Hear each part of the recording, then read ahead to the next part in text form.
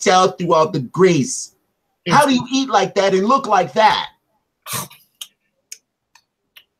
Like this. Really? You can't share that toast? You have 4 slices of toast. That's my toast. If you wanted toast, you should have ordered toast. But you ordered enough for... That's just how it comes. That's why I like this diner.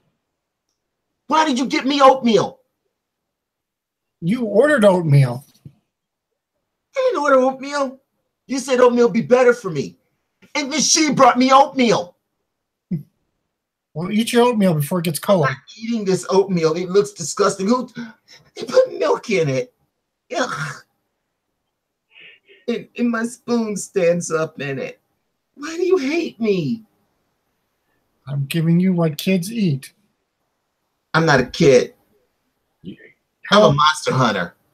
Don't you forget it. Kid monster hunter. Fine. We'll get you some. What's a good 80s product we can order? Do you know those people right there? I'm pointing over your shoulder. Okay. I steal several pieces of bacon off of his plate, and I eat them before he can take them back. Hey. Yeah, you're right. This is so much better with bacon. This oatmeal's awesome with bacon.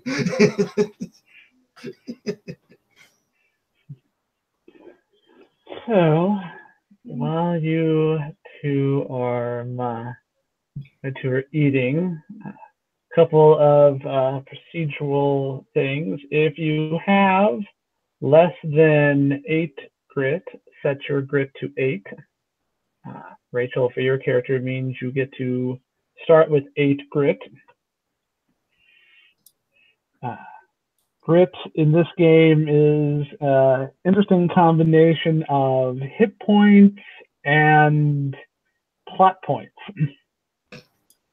In that, when you take damage, you lose grit. You can also spend grit to do a variety of things, like re-roll failed rolls and make changes, make minor changes to the story, or get yourself some equipment some specialized equipment that you would have access to, but you don't necessarily have on hand, since this game really doesn't do gear. To randomly pick up a skill that may not be part of your career path,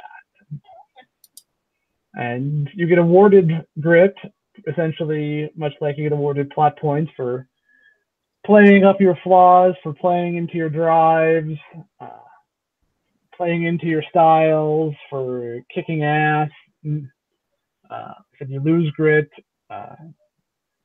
taking damage, failing rolls, that kind of thing. Should you hit 0 grit, it means if you lose your last point of grit and then gets defeated, means you are incapacitated, on the verge of death, but because it's an 80s action movie, it is incredibly hard for our heroes to die. Your fellow heroes can spend some of their grit to bring you back, and essentially you come back with half of your starting grit score. So it's hard. It's really hard to die in this game because you're 80s action heroes. Yes. Usually all it requires is usually a kid, such as myself, to actually be kneeling next to your prone body, bawling my eyes. I go, you can't die. You can't die. You say you're going to show me how to pain glide. You can't show me that if you're dead. You can't die. And then you won't die. See? Pretty much. Pretty much. Yeah. Yeah. I inserted a picture of Dirk just in case you're interested. Oh my God. That's awesome. Oh my God. Yes. When you turn your head, that thing hits people. Yes, I approve. Oh. Detective mustache. Detective mustache. That is amazing. Oh wow. All right. I have a picture of Malcolm, but I can't find one that I like, so I'll find one. So while you are stealing bacon, well, with a cunning ruse on poor Dirk, the waitress comes by your table and she's got a pot of coffee in hand, wearing your standard 80s diner waitress uniform. Big name tag. Yeah. It's Florence. Florence, of course. Skirt that ends about the knees, button-up shirt, short sleeves, the whole 9 yards. She shows up with this pot of coffee, turns to look at the two of you at this table. Her face, however, is not smiling. It goes weirdly flat, and her eyes look, almost, you would characterize them as looking dead. And there's this kind of weird silence that kind of breaks out. It's like the ambient noise of this diner just kind of suddenly disappears. And in a monotone, she says to you, "Seven Seas nightclub tonight." It always pops back up, and she's bright and smiling. It's like, "You need any more coffee? Get you anything else?" What did you just say? She looks confused, points to the coffee. "Do you need more coffee? Is there anything else I can get you?" You said something before that. I'll have more coffee. No, he will not.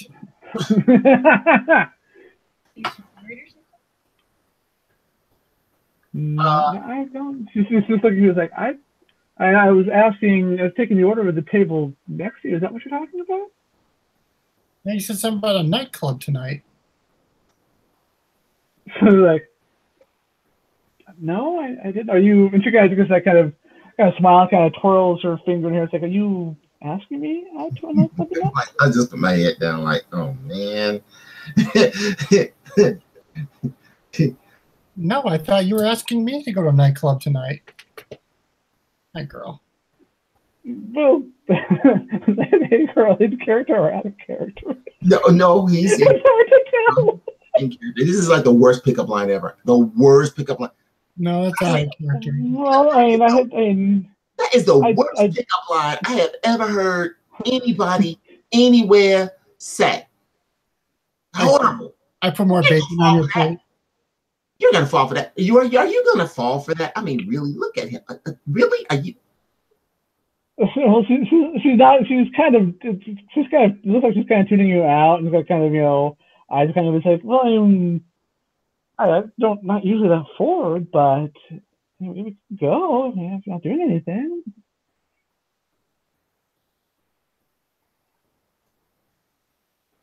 Sure, baby.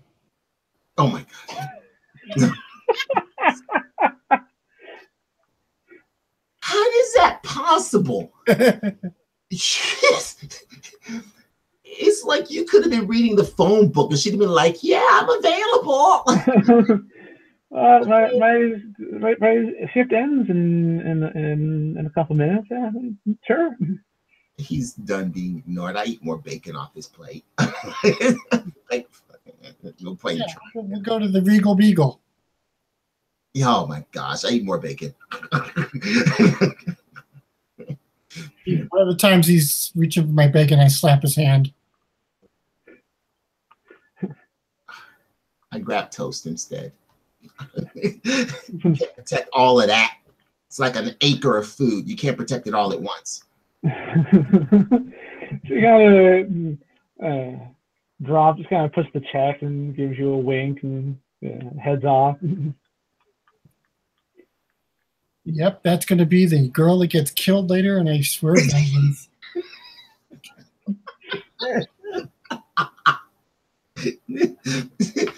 Wow. So bad. Ooh, jelly. I grab action movie. I grab another piece of toast and then I just like put jelly on the toast. Man. Slow down, the kid. You get yourself a sour stomach. I'm not eating that. I'm just eating your food. It's much better. Always better when it's somebody else's. Eat your malto meal. I am not eating my malto meal. And when I say malto meal, there's a close-up of my face. I know, right? Yay, product placement. No, I'm not eating my malto meal. Even though it's really, really good. I have to force those words out. I'm contractually obligated to say it. And I hate malto meal. This is the nastiest. No, my dad loves the stuff, and it just looked straight up terrible. Trust me, it's better off to be used as spackle. That is the It looks like it. Oh my God. My brother served that crap to me once. And there was the one time my little kid self put my foot down. Not eating that. Oh, I'm gonna have to. Vetoed. Oh. I eat cream of wheat first, and I hate cream of wheat. Oh. The results in my room. Okay. All right. So, if you guys pay the check, the cash register, because we haven't invented the diner, and that's what you do. Yeah. I think she was possessed, by the way, when she said it. When we leave the diner, I'm just see you later, baby. Oh my gosh. It's that kind of giddy laugh and kind of gives you a wink. And I'd be an obnoxious 14-year-old. I go, yeah, see you later, baby. It looks at you confused. I kind of look at him like, I can't do it right. Really? What's wrong with his face? Yeah, I'm an embarrassment, kid. What? She is totally into me. Yeah. You keep telling yourself that. All right, we should probably check that place out. I mean, yeah, but you said tonight. Yeah, but we should scope it out. Just saying. You know what, kid? Sometimes you do have a good idea. I have lots of good ideas. You just don't listen to most of them. I've decided we should check that place out. Really? You decided to all right, fine, whatever. I'm driving. No, you're not. I left the passenger side door of the DeLorean up.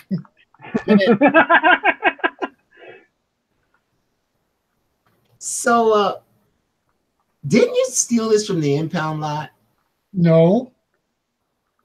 I'm sorry. Didn't you borrow this from the impound lot? No. I'm sorry. Didn't you sleep with the woman who runs the impound lot to get this car? Maybe. You are such a dog. Even I think that you should be ashamed. And I'm 14. I'm raging hormones.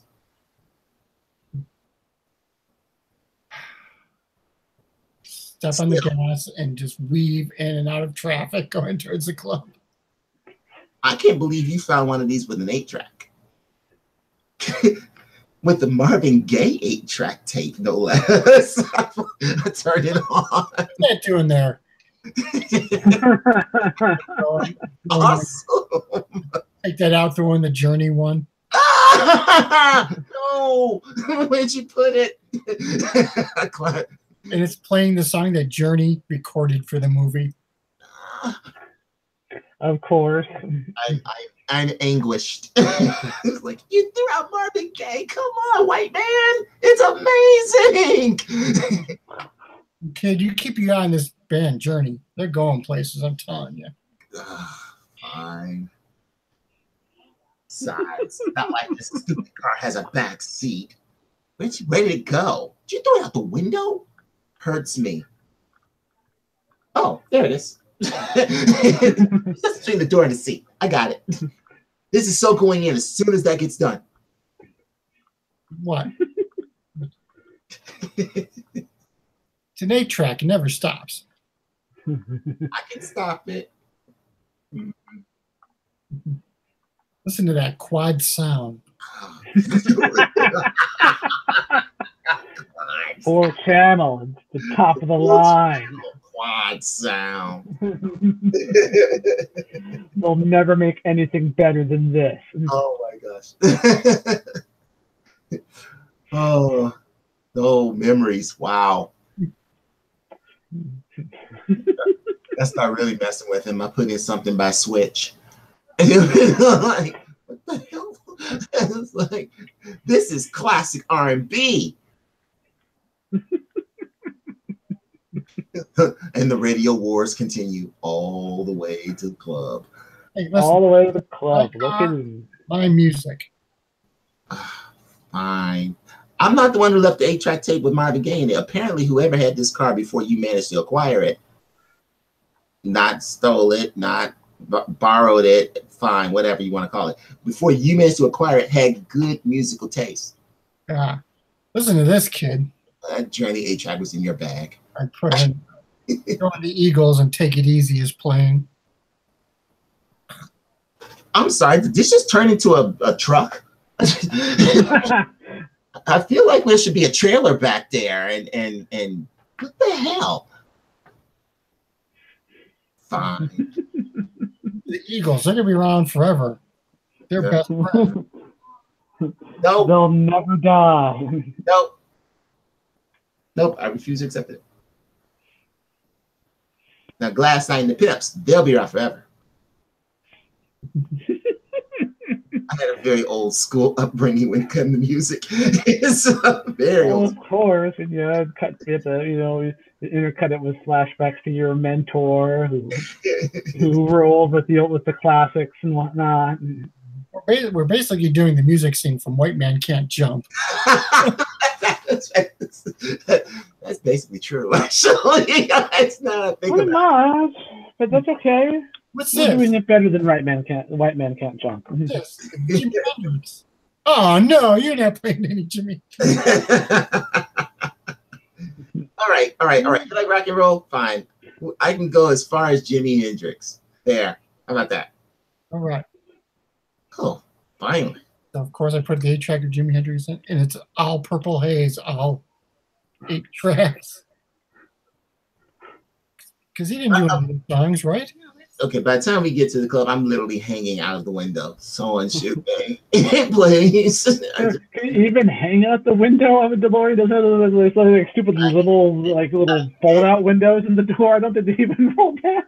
Actually, you're right. You can't actually open. Wait. Yeah, it's because it's got those little levered windows, little half levered windows Oh, things. that's right. I forgot. Damn DeLoreans. Yeah, it's like there is no roll down the window. You don't even have that going for you. Okay, so I'm pressed up against that little thing.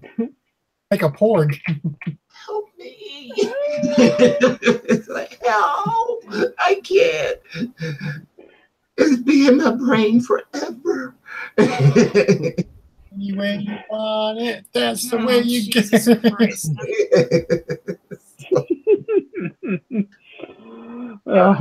Mercifully for our young monster hunter, the DeLorean of the cut of mustache shows up at the 7 Seas.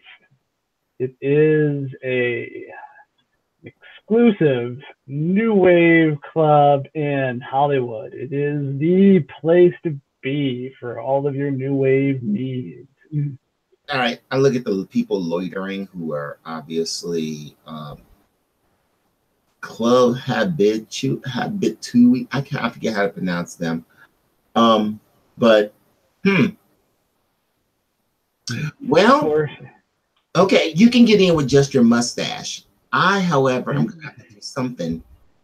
Well, of course, because any good exclusive club has a bouncer, and this one is not messing around, are they, Max Powers? I go up to the bouncer, flash my badge. Are we in LA? What town are we in? What Hollywood? So yeah, essentially. Are we in West Hollywood? No, you're in regular Hollywood. Regular Hollywood. Isn't West Hollywood kind of seedy? 1 second. I think so. Fucking ass off it. In character already. Waving your bed around and call the fucking asshole.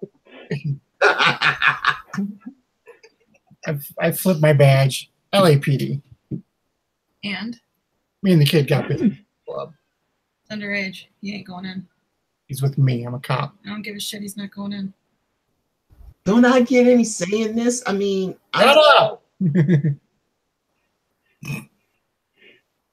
We're investigating something. He's my partner. It's a long story. Your partner? I pull out a can of I'm actually like, I managed to find, don't ask me where, a can of green hair coloring.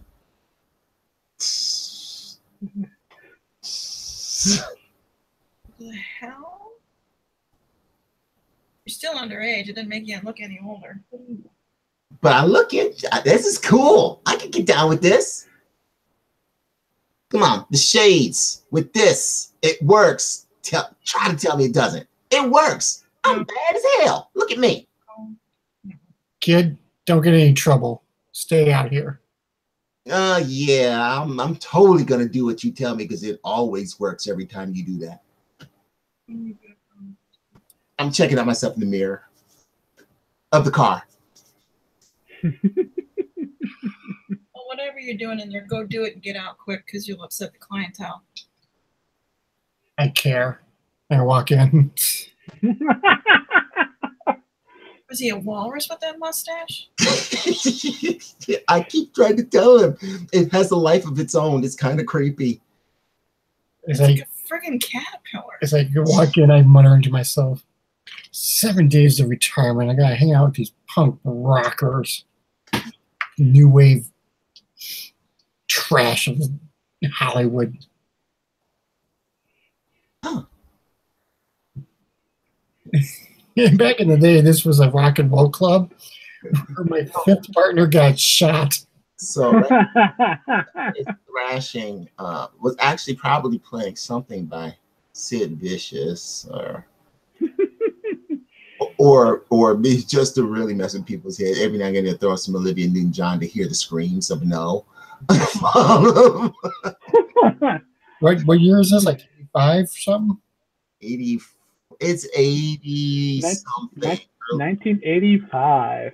85. So yeah, every now and then they're throwing some Olivia Newton-John just to hear all the screams of no, and then they'll switch back to Like they'll switch back to Devo or Mode, Berlin. yeah, Depeche Mode, Berlin, or yeah. So funny. Okay. Ministry. Wow. Yeah. Before they went all in industrial. Which honestly, I rather like the industrial period though myself. I did. Or who was it? Oh shoot, they did Europe Endless. Thompson Twins. No, Tupac. I'm trying to think who was it. Shoot, they were it. Kraftwerk. Oh, Kraftwerk, yeah. Yeah, they do some craft work.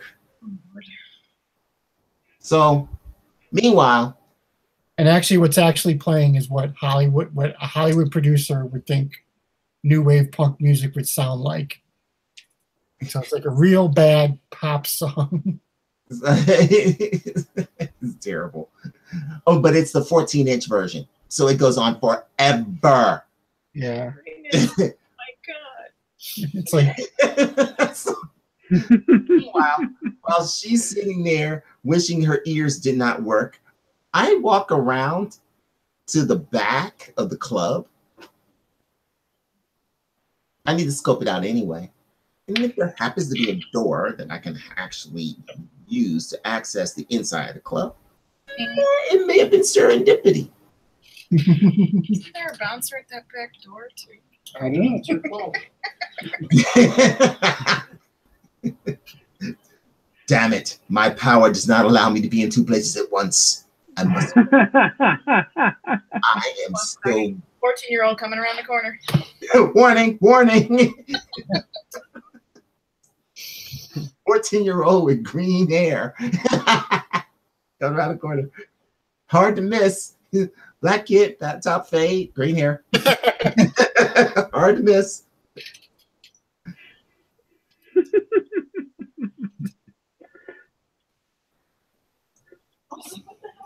So I'm checking out this club. Don't really know exactly what I'm looking for because all I heard was club tonight. Yeah. So I mean, the club hasn't kind of moved into full swing yet. It's still early club-wise, right? Mm-hmm. But so you said you had a partner who was shot in an earlier version of this club, yes? Back in the day, it was known as Balls of Steel, the heavy metal club. Balls of steel? Yeah. What? Balls. We were responding to a call at a Twisted Sister concert. I'm sorry. This gets funnier and funnier. It was horrible. Hairspray everywhere. He was frozen in place. They kept spraying him. He didn't stand a chance. Suffocated. Put him in the ground. We realized that he would be as beautiful as he was, like that forever. The way that he would always be. Yeah. So yeah, you're in this. Go ahead, Bryce. Sorry. Go ahead. I'm sorry. So you're in this club, and of course, it has changed a lot from the Balls of Steel days. But sitting at the bar, there, Dirk Hardpeck, you see. You see what appears to be, anyway, your deceased partner. Well, this deceased partner, not your only deceased partner, but the one that died here. That's a lot of them. Yeah, one of my deceased partners. One of them, yeah. There's a long line of them. They're pissed. I have pictures of all of them on the wall in my apartment. The walls of your apartment. I feel like it was starts like in the living room, and it goes down a hall. It's so sad. It's like one every other year. It's like year 3, year The sad thing is, 9, year 11, year 13, year 50. Like you think you catch a clue back around year 5 or so. I'm just saying.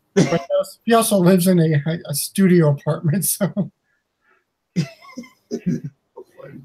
His whole wall is pictures of dead cops. About halfway through, there's like one picture that stands out. It's like a mall cop, and it was like during this stretch where like you were on suspension and you took a mall cop job, and somehow still got a partner killed.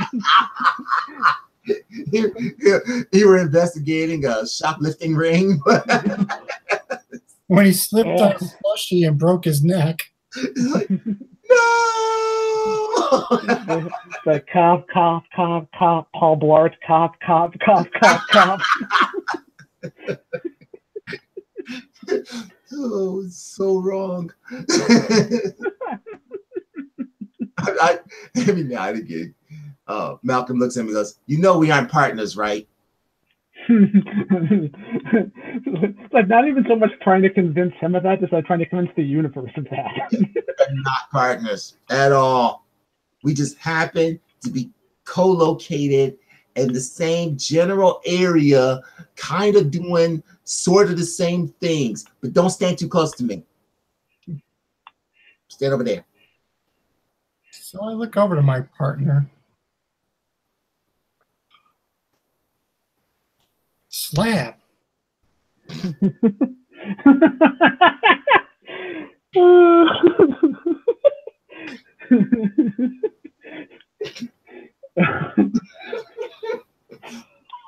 No wonder he died. Oh, God, I feel like this partner is played by Reb Brown, a very special role. Yes.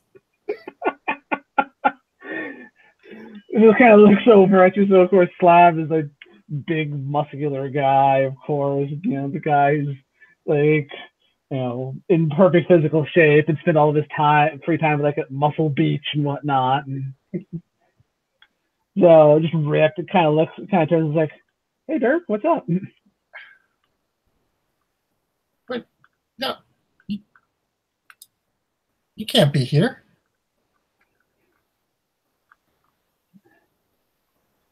Well, I am. You died. I screwed up and looked at the name. I'm sorry. A touching moment.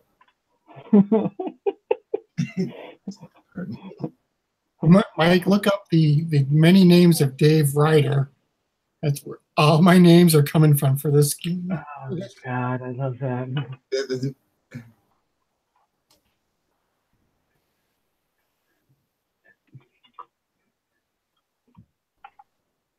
But Slab, that metalhead shot you.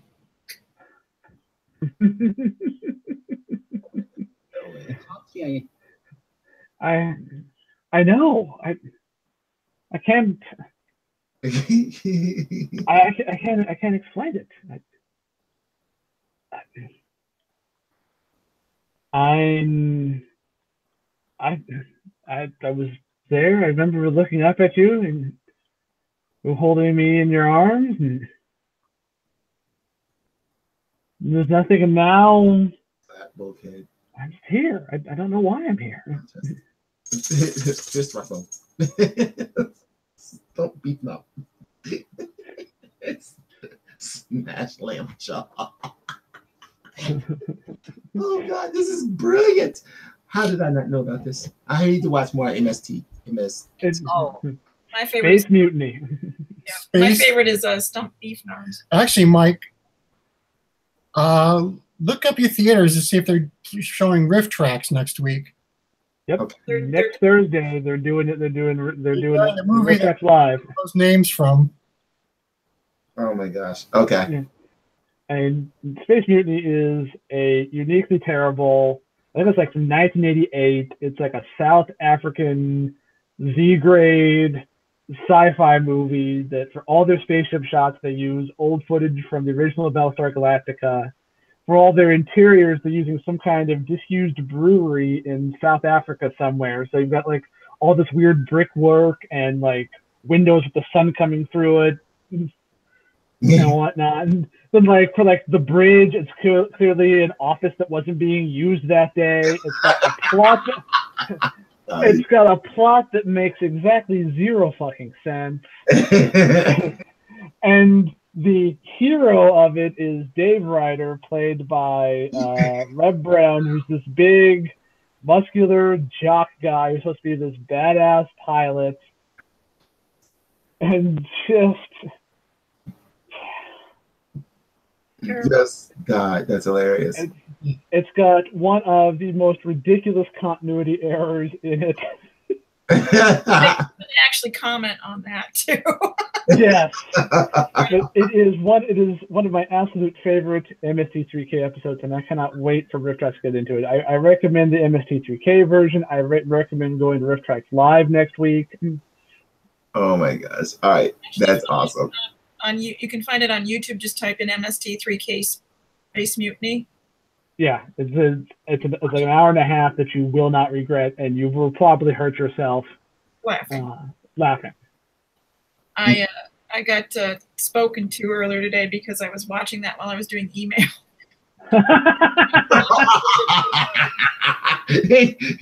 You have to not do that. They're like, can you just kind of keep it down a little bit? I'm sitting over there with my hand over my mouth, just shaking instead of anything else. And my coworker goes, "Are you okay? You look like you're having a spasm or something." And all I said was MST3K. She's like, "Oh, Jesus." Okay. Oh man. Actually, I have to say I'm so glad I got old enough to actually understand MST 3K, because honestly, there was a time when I didn't have enough experience to understand most of what I was hearing. And then suddenly one day I turned it on and I was like, oh my God, this is hysterical. Why wasn't I watching this before? It's like, why wasn't I doing this sooner? Because I couldn't watch it before. I just couldn't. I really couldn't. Yeah. The running bit is they just that list of names, they just periodically, like, he'll pop on screen and they just call out a random name for him. Oh my gosh. Okay. I personally am a fan of Big McLarge Huge. I just saw the one down here. It was between Buff Hardback and Blast Thickneck. And he's like, Bob Johnson. Oh, wait. You gotta keep that one. Kind of go through it a little quickly too. Oh wait, Bob Johnson. Oh wait. Oh wait. But I've got an MST3K T-shirt that has all those names on it, which I will totally be wearing to Rift Tracks Live next week. Oh my God. Okay, we've diverged. Please continue. We have diverged completely. Yeah. So yeah. It's like I don't know. I just found myself here at the bar. I can't explain it. We shouldn't get this kid in here. This is kind of his thing. He kind of pauses for a sec. I think I'm supposed to give you a message. I don't know where I got it from. I can't. And he kind of pauses for a moment, just confused, and gets that same kind of flat look that you saw on the waitress, and looks at you with some dead eyes, which is fitting since this person is in fact dead. The noise of the club fades away, and he says, "Tonight this burns." Tonight this burns. Tonight this burns. It burns his habits. And this time, like almost like when you blink, he's gone. And the noise pops up. The stool you're talking to is empty. The bartender's looking at you kind of funny.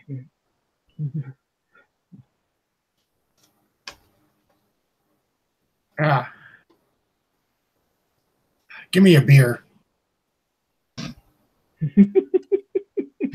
Meanwhile, out back, good grief, this place is like freaking Fort Knox back here. What? I mean, it's like there's not even a seam. I can see the door. I can't even open it. I'm back around. They're stomping back around the corner. So yeah, Max, the kid comes stomping back around from the front there, You know you're violating fire codes. Go back over. And your point would be what?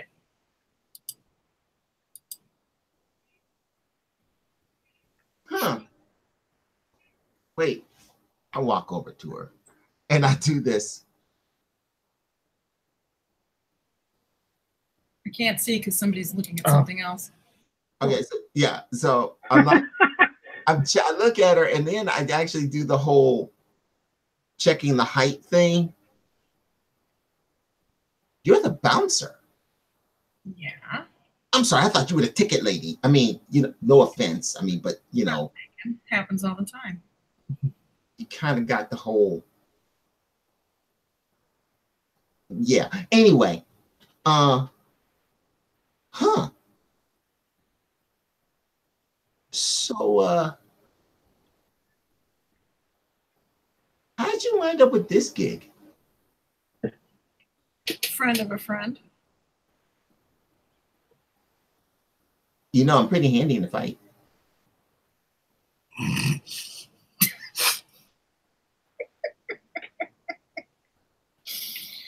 Okay. So I'm thinking maybe, you know, maybe later I can do, you know, you could test me out. How about that? It's not illegal for you to wait. Is it illegal for you to hire me? I can't be there as a customer. You can't work here either. You're still underage. Come on. I mean, what's one more law? You're already violating the fire code. What's the difference? I mean, clearly no one's checking. It's not me. It's the owner. Oh, gosh, what is it with these guys who like follow one law and completely ignore another one? I mean, it's not like it's a strip club or anything. It's not a strip club, is it? Is it a strip club? It's not a strip club. It's not a strip club. Not a strip club. It was. Oh, That's where my 10th partner got killed. of course, actually. Yes, I can see that.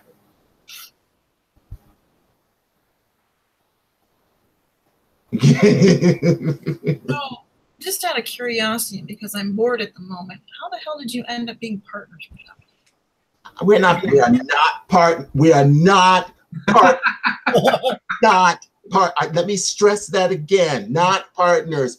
We are kind of a momentary collaboration for to make sure that we handle this one specific thing, and then once we are done, not partners. Let me say that. Well, obviously, he's not your father either. How you know? Weird things happen. But no, because that mustache, you're right, that can't be my dad. That damn mustache. Wow.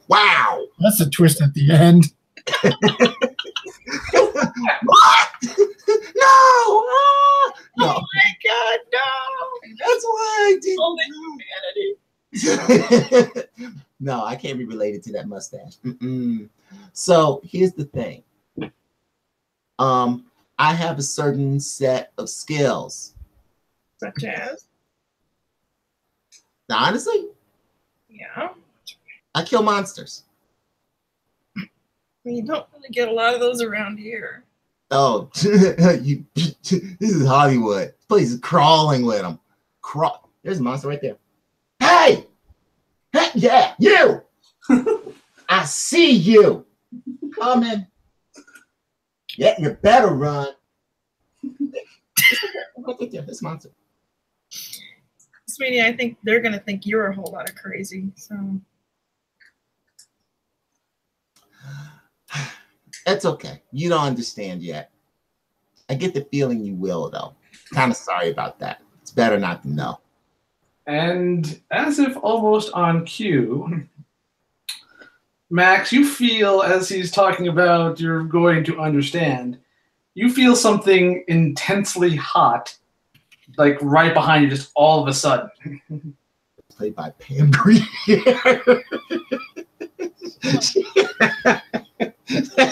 I can go with that because that only makes logical sense.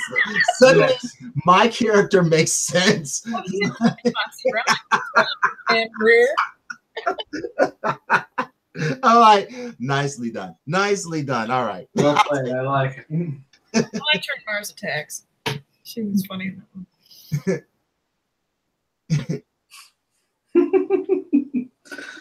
So I turn around. So you turn around, and for a second, it looks like the building behind you is just engulfed in flames. Ever-loving. Does Malcolm see this?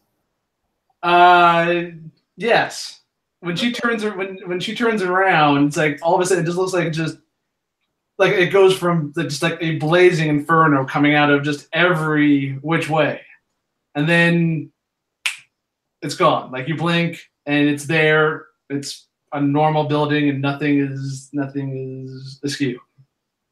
All right. I'm like looking around her, but when she turns back, I just stand up and look at her again. See anything odd? Nah, I mean, okay, the building was on fire for a second, and then it wasn't. But, yeah, I usually wind up where I need to be. Kind of weird. Apparently, you got yourself some kind of ghost or poltergeist or evil entity or something thing going on here. And let me guess, that's something that you deal with? Monster hunter. It's kind of what to do. I didn't think ghosts were monsters, but well, it depends. I mean, you know, if they're like that ghost over there or that one over there that just kind of hang out and don't do much, you know, they're not really monsters. It's just people haven't got a little lost or they got something they got to finish.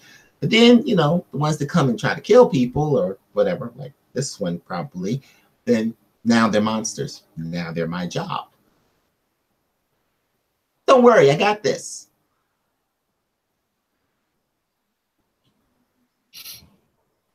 she gets on the radio and has one of the body bouncers send the cop out.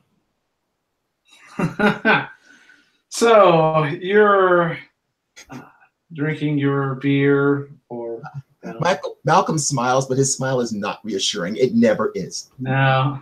So you're drinking your beer there, Dirk, when you feel someone kind of tap you on the shoulder. Turn around. What do you want? Posing gentleman is there. Max needs you at the front door. Give me a minute. I gotta finish my beer. No, now.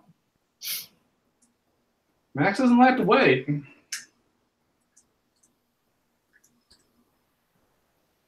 Oh well. Tell him it's about the kid. It's about the guy's kind of confused. Clearly, the guy's got kind of a confused look when he's saying it's like, supposed to tell you it's about the kid? Chug down the beer. Slam it on the bar. Haven't paid my tab yet. Start walking towards the door. Bartender kind of goes to say something, but then sees the bouncers with you, figures you're not going to go very far. So yeah, brings you out to the brings you out there, and suddenly Dirk reappears. You can take the kid in, but you're responsible for him. Okay, kid. You're in the big leagues now. I give him this look like, really? Really? That was the worst line ever. I walk around him. Go inside. Really? Oh, I've said worse. He has. That wasn't so bad, really. Terrible. It's like the mustache does all the talking. It's horrible. Hey, don't make fun of the stash, kid.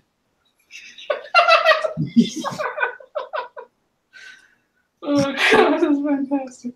Stick him in here, do what he's got to do, and get the fuck out. All right, kid. I saw a ghost of one of my former partners. Really? Said this place is gonna burn tonight. Oh, okay. I was like, wait, someone's going to set fire to the place? What? Hopefully, I don't know how to answer that. So yeah, because me and the lady out front saw the whole front of the place kind of in flames. I'm trying to actually be more discreet than he was because you don't want panic either. Can you keep it down a little bit? These are just street rats, gutter kids. Oh my God, street rats and gutter kids can get in the way. Lowest of the low. Listen to this music they play. It's like a Hollywood version of a punk rock song, which is really just. Okay, admittedly, this music is really bad. Luckily, I brought the 8-track in. I walk over. So anyway, which 8-track did you bring? I bring the Journey one in. Oh, That's gonna clear the club out. So anyway, the thing is she saw it too. Did anybody else see the guy you were talking to? I don't think so. Okay, then she's involved. She saw what I saw. You're gonna have to tell her. Do you see anyone here now? Look around. I can't believe I'm starting to believe this.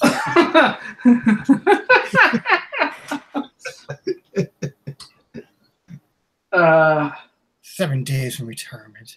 As you are looking around, you know what? We have some mechanics. Why don't we roll some dice here? All right, dice. Dice. We have mechanical things. Give me a wits roll. Oh, me? Wits roll? Are you sure? Yeah. You do a wits roll?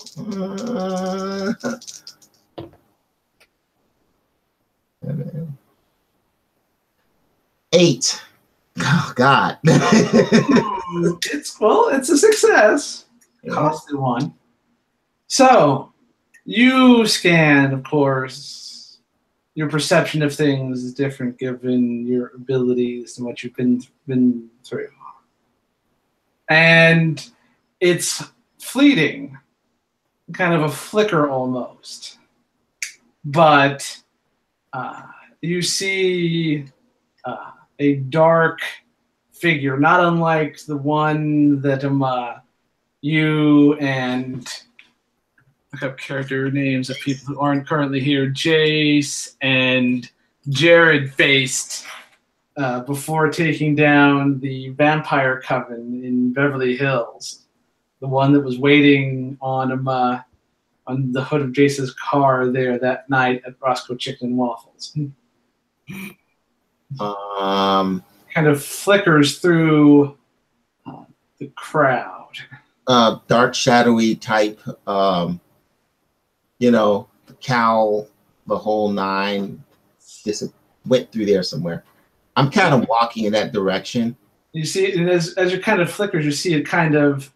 Because you got, like I said, the crowd is starting to gather. Right, and I'm kind of having to work my way through the crowd, so he's probably disappearing and reappearing and stuff like that. He's flickering in and out, but when he appears, you just see kind of it's not even like a really, you call it a hand. This is kind of this wispy tendril, and it just kind of lightly touches club goers on the shoulder as he flickers.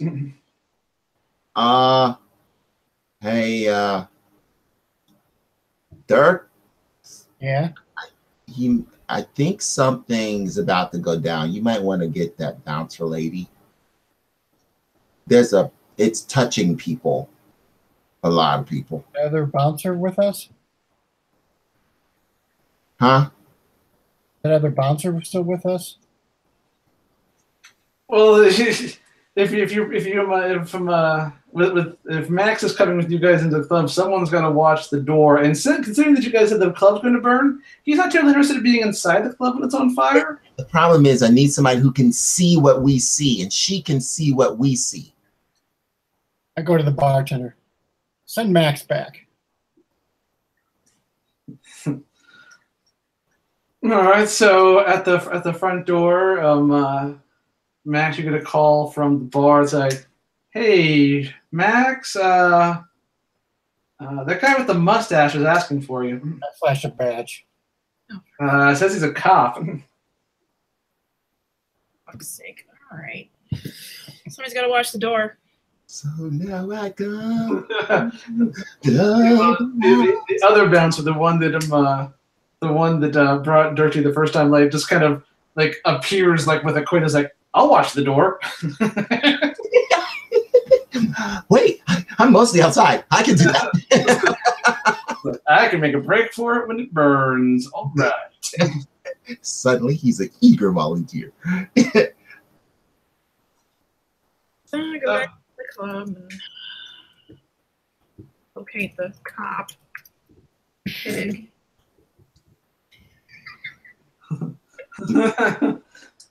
John, this is Bob worthy. This picture that you found, holy crap. Every time I look at it, my mind's a little more blown. I know it's fake, it's still impressive. It's like such an impressive mustache. Character picture. What do you want? Okay, all right. Oh wait, you're talking to him, right? The kid wants to talk to you. Somebody just give me a damn answer.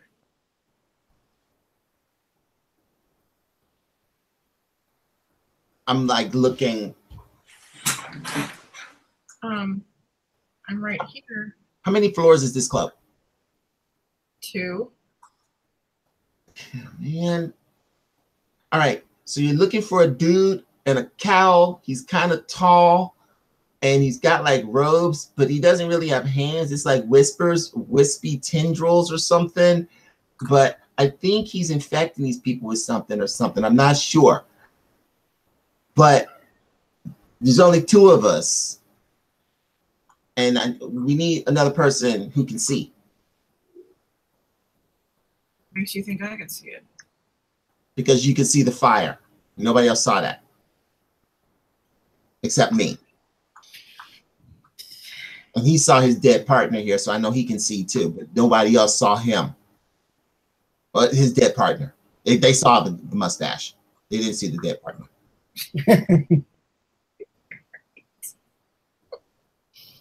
What did I tell you about the stash, kid? Shut up about your mustache. Blind missed that thing. Anyway, I'm assuming this thing is dressed in black. Yeah.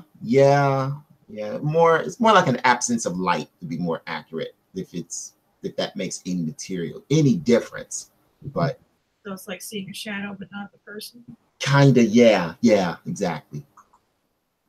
What do you want me to do if I find it? I don't know. Punch it, shoot it, kick it. I don't know. They're all different. I've beat on one of these before, but they're pretty tough. So maybe you should hang back. I mean, you aren't used to stuff like this. Is it something solid or is it something not solid? You said not solid. It's not solid to people who can't see it. People who can see it, it's solid. So if I hit it or kicked it or punched it or whatever, it's going to react. Yeah, it'll react.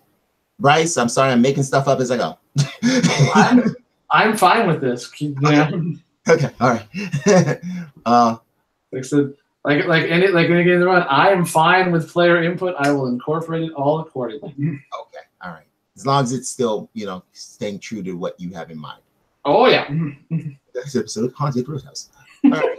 All right. Well, I'll take the top floor then, and you take the bottom floor. All right. Man, the bathrooms are downstairs. Bad things always happen in the bathrooms. Bad things. I'll take the bathroom, kid. All right. I don't want to say another word. All righty. I'll get to the kitchen. Like looking around. Kitchen in a goth club. They gotta eat. Used to be a strip club. Come on. Yes, stick up good steak, I hear. Yeah. It'll be fine. I just like this club's storied history. It used to be a strip club, used to be a metal club. back in the day, it was a Copacabana. Cabana. Yeah, it had a brief stint as a gay club.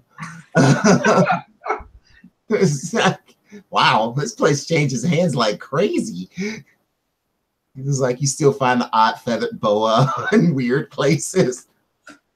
How did the feathered boa get in the dumbwaiter? Why does this place have a dumbwaiter? Platform heels, you know. I shut the door. He will never get all of the glitter out of this place. It's like, the glitter will be there forever.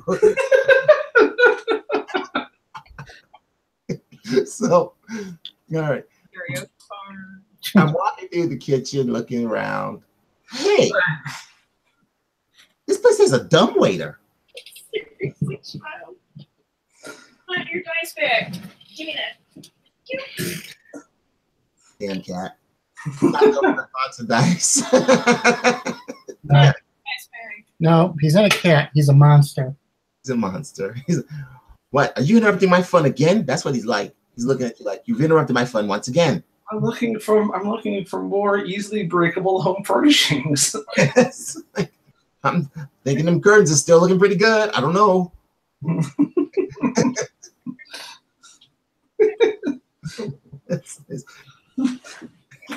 All right, so Malcolm's going to the bathrooms.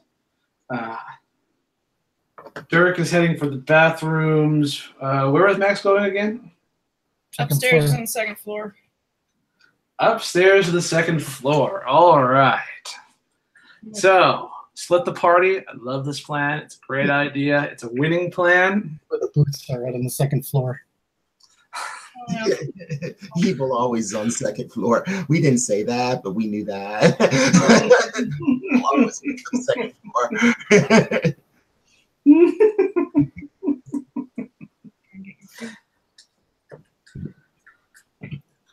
All right, so let us start with Max on the second floor.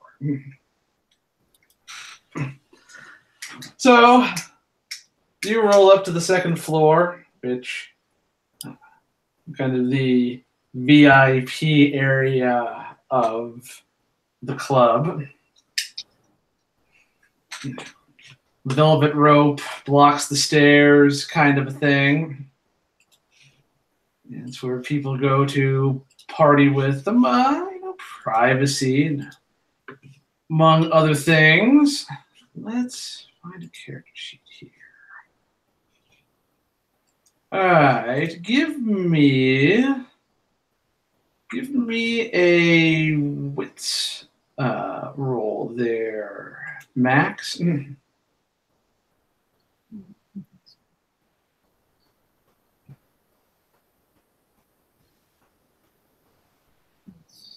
2.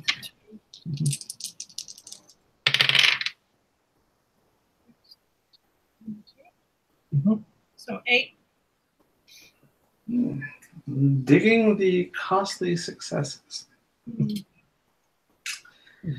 So you go to the second floor, and at first everything looks normal.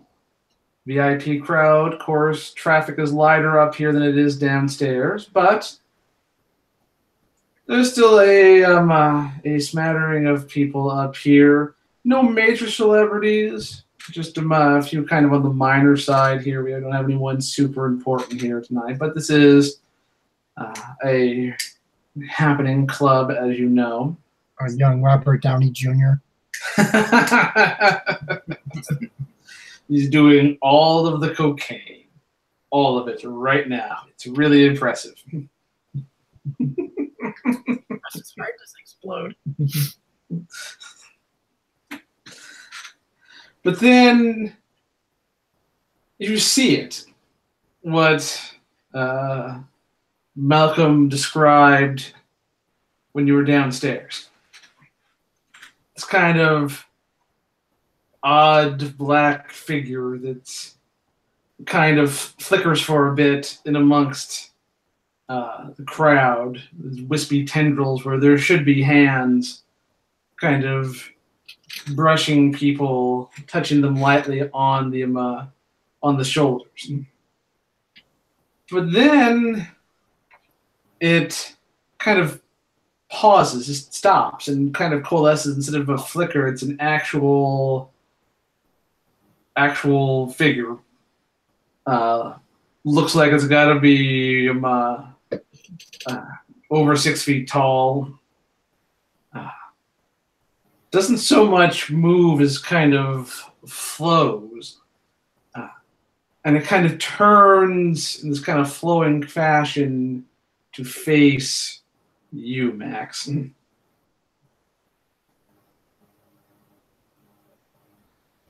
just shouts, "Hey, fuck face."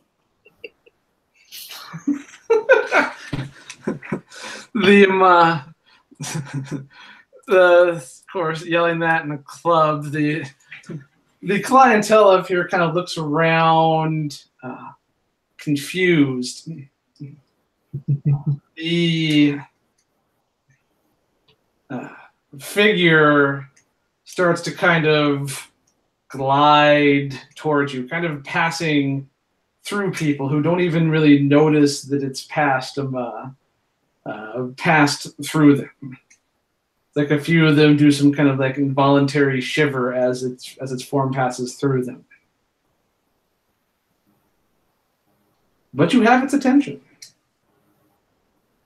As it's coming toward me, because I notice that people are reacting to it but not seeing it. Not seeing it, like when it's like when it passes through them, it's doing more than just kind of gently brushing against them. It's just kind of moving in a direct line. So like sometimes it passes through part of them, sometimes it literally passes, like an entire person passes through them. And they'll kind of pause and kind of this kind of weird, like like when a chill goes up your spine, that kind of reaction. But they're not reacting as if this dark figure is gliding across the dance floor.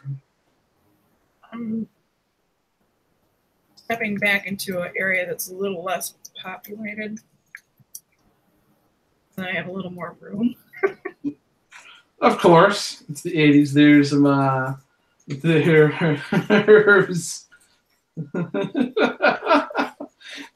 that's our celebrity cameo right there. So yeah, you get some room on the dance floor there, and the figure kind of adjusts trajectory towards you. Yeah, you asshole. What do you think you're doing here?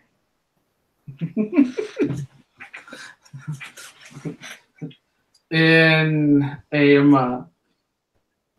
it has no mouth. Where there should be a face, there's this kind of a black void, essentially. The music suddenly switches to Billy Idol, Eyes Without a Face.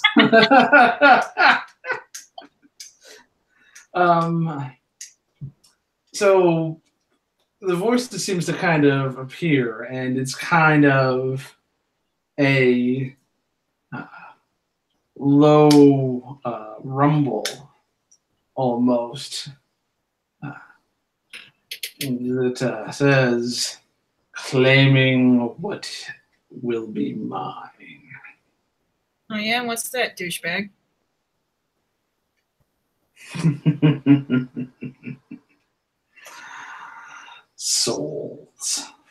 Souls of my followers. You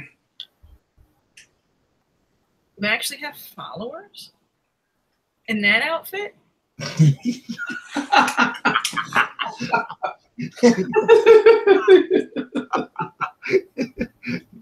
that's a little 1940s monster movie sort of thing going on there, but followers?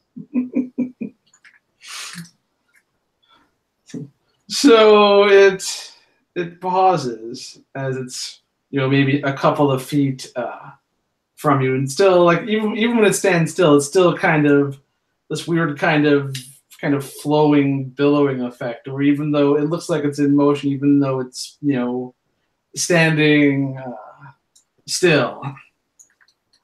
And That's gospel. That's not a new wave. Only one once in a while they have to be That's the only goth song that Hollywood knew to put in movies at the time.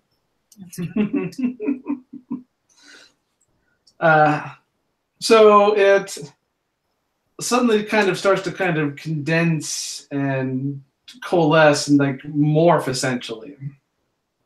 And it becomes a man still at least 6'2", jet black hair, slicked back. So it almost looks like someone who'd be like, you know, your standard 80s Wall Street broker, essentially. And looks at you like, my form does not matter. I can take whatever form I need. All right, because you were looking like one of the Nazgul from Lord of the Rings there. I mean, seriously? I mean, how long ago was that in style? Choose your destructor. Style is irrelevant. It's just, instead of flowing, it's just kind of closed the distance before you. Style is irrelevant. Appearance is irrelevant. I am absolute. The darkness will reign. Now you sound like one of those goth kids. It does not react to that comment, but it is now. Unless I don't know, it's approaching and it's getting within essentially touching range. Unless you intend to do something about it.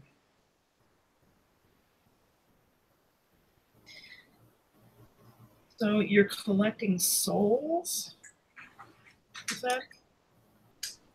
Of course. Just because you can, or any particular reason?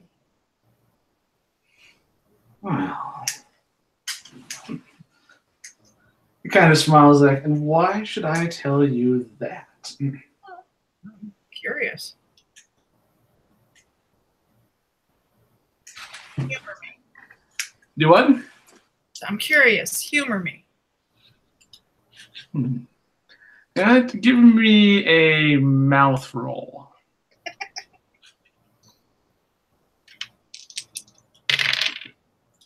Ooh, 6.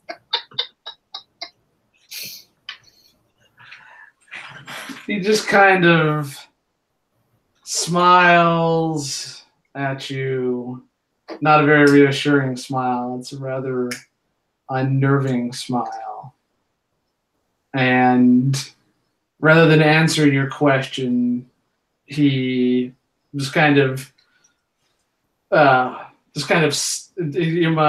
doesn't like revert into form. He just essentially just kind of vanishes.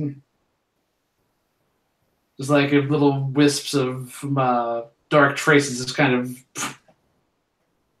scattered out. And he is gone. Wish I could learn how to do that. Some of the people, of course, you got to some place where you had some space, but still, there are some people on the. You notice once this thing disappears, there are some people that are kind of looking at you, it's like confused. Just like what? What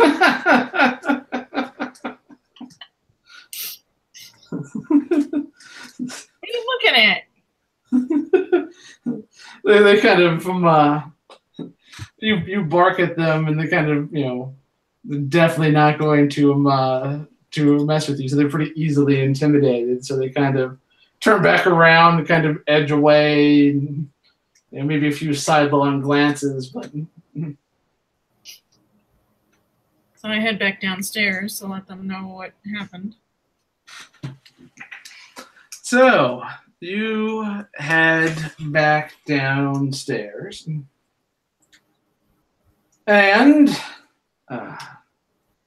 we will smash cut to Malcolm in the kitchen.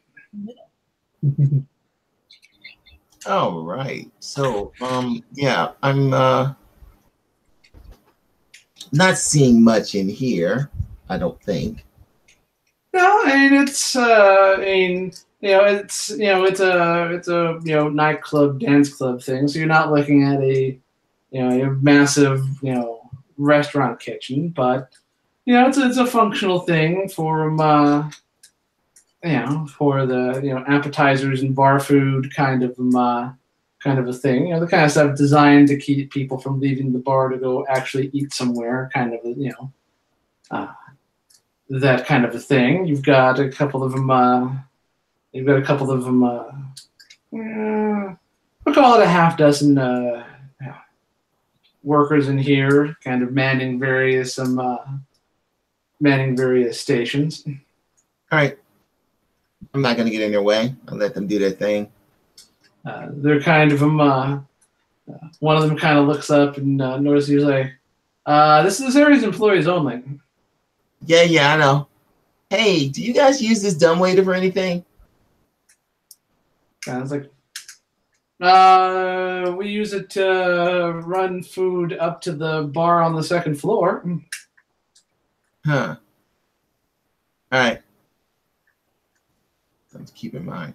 All right, I turn around. Do you guys have a basement? Yeah, storage mostly. Huh. Evil always also goes for basements too. All right. All right, thanks. I turn around. I walk back out. I'm looking for the stairs to the basement. They're not hard to find. If you find them, there's a door that does like basement access on it. All right. I go ahead and head that way.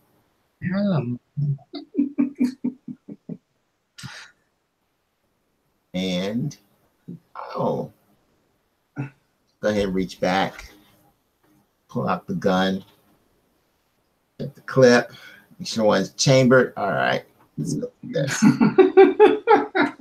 Evil's always in the basement. It's the 80s. You should never go to the basement in a horror movie in the 80s. It's a bad plan all the way around. And you better not be making out. All right. You better not be making out. You better not be having sex. You better not be getting ready to have sex. Hey, what are basements for then? Well, in horror movies, they're for you to go down there and die. Unless you are the monster hunter. True. Very true. But all the rest of the cast better stay away from all this. The rest of the cast better stay from the basement, though. Do not do that thing. All right. I head down the curiously spooky stairs. Yeah. What? Clearly, this area is not used a lot by the club. It's mostly, like I said, storage. You've got various boxes, this kind of scattered down here.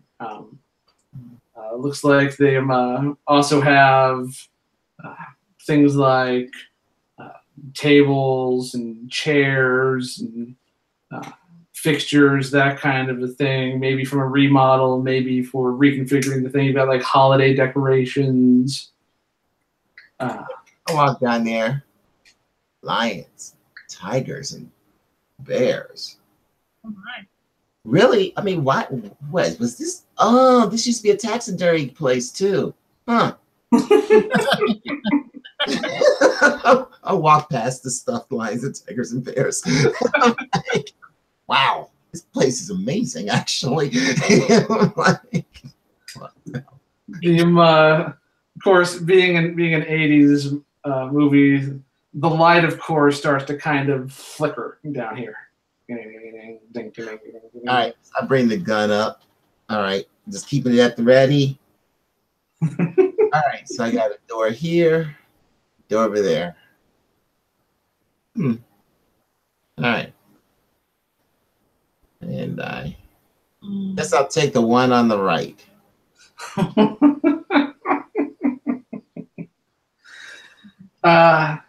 Interestingly, as you approach the door on the right, you see, because of course this place is dusty and whatnot.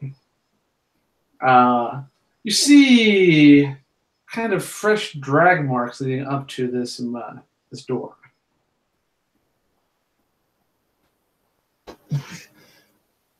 Damn it.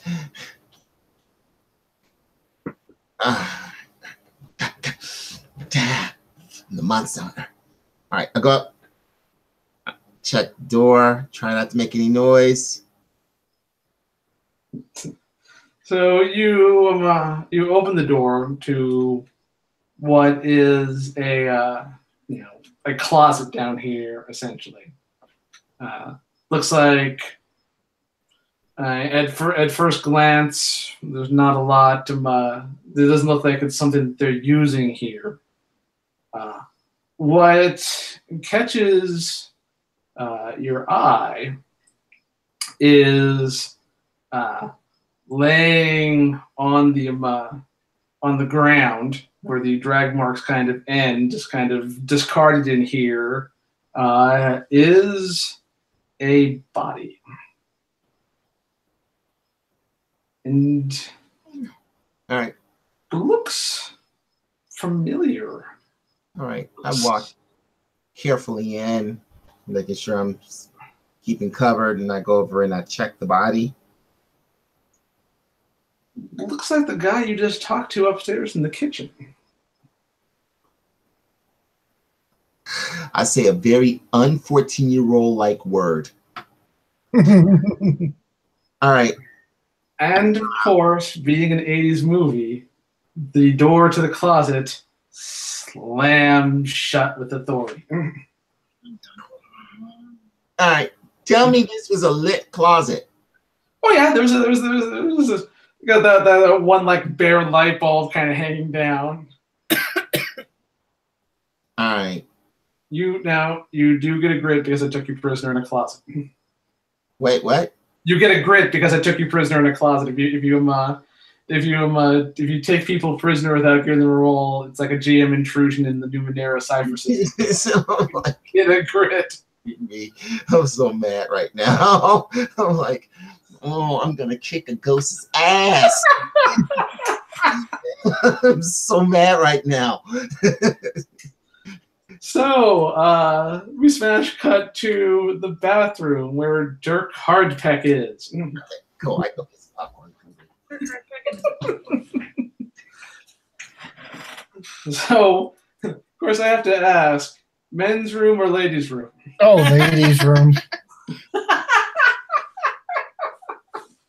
I'm going to invoke stunning. Stunning. What does that do again? It was here. I think it gives me an advantage because of my looks in one scene, once a game.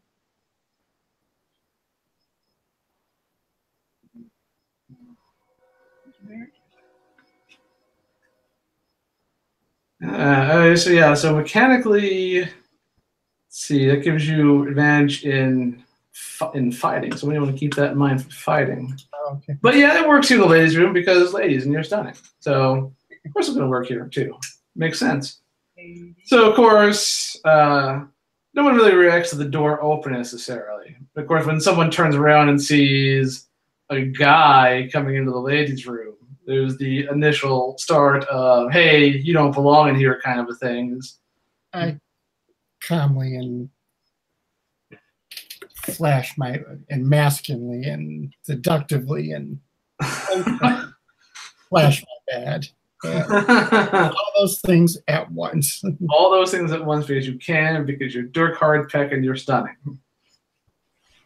So yeah, there's kind of we just got like, a couple of women at the mirror. They've been they're checking their hair, checking their makeup, kind of from club going, your standard club going behavior. Got a couple of them stalls that are occupied there. And, like the one on the right, of course, has the big 80s kind of big 80s hair and Oh yeah, an outfit that involves shoulder pads that look like they're a football player kind of a thing.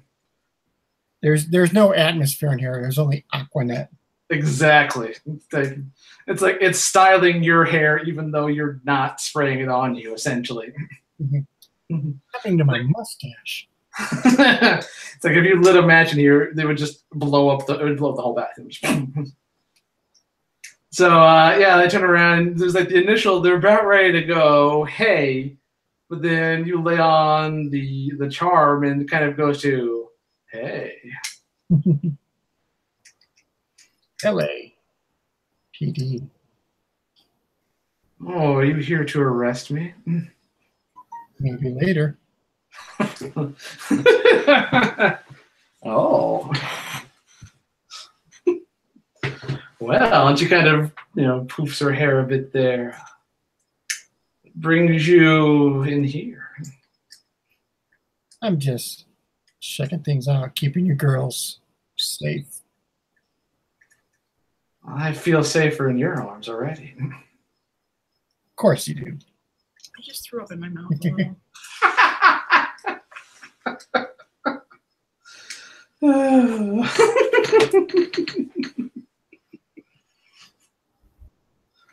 So, is there anything I can help you with, officer? No. I need to check this place out. Kind of nods. Okay. I started looking in the empty stalls. So, stall 1 is empty. Stall 2 is locked and occupied.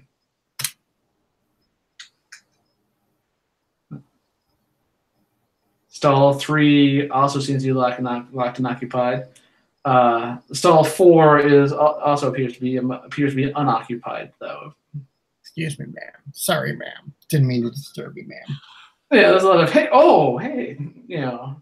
outrage turns to being attracted to because of course stunning, and it's an 80s movie. Yes, and it's the 80s. Sexual harassment did not exist. But we hadn't invented that yet. So you get to stall 4,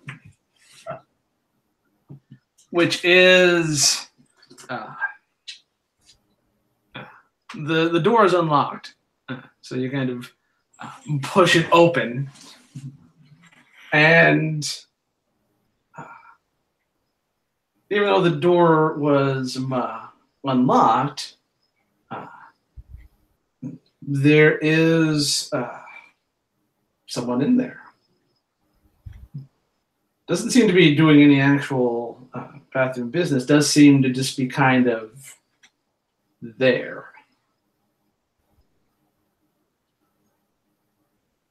And it's a woman. Dressed, like a like the rest of people in the bathroom, dressed like a club goer. She's got, but unlike the blondes out there, she's got kind of short, jet black hair. Dress largely black and red.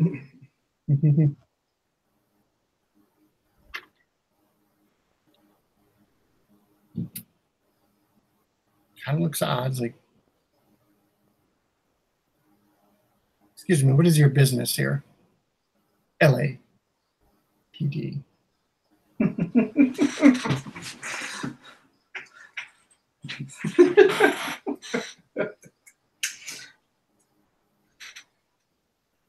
My business is you, Detective Hardpack. How do you know my name? Oh. Become familiar with someone who has brought me so many souls. Souls? So many lost partners. I'm taken aback by that. What do you mean lost partners? At least you have a bit of a history, don't you, detective? One partner after another, meeting an unfortunate end. So close to saving them, but yet so far away. Almost there, but not quite. Here's a small flashback of all of his partners. Barely there just to watch him die and not rescue him. And I feel like the mall cop one is like he's hanging off like the railing of like the second floor of a mall, and like you're trying to pull him off, but you just can't because he's like a tubby mall cop, and it like falls down and like lands on a Dippin' Dots cart or something like that. And oh, it's like weirdly impaled by the roof, by the little gazebo roof on top of it. He falls into. Well, he went down hard too. He falls into a Cinnabon.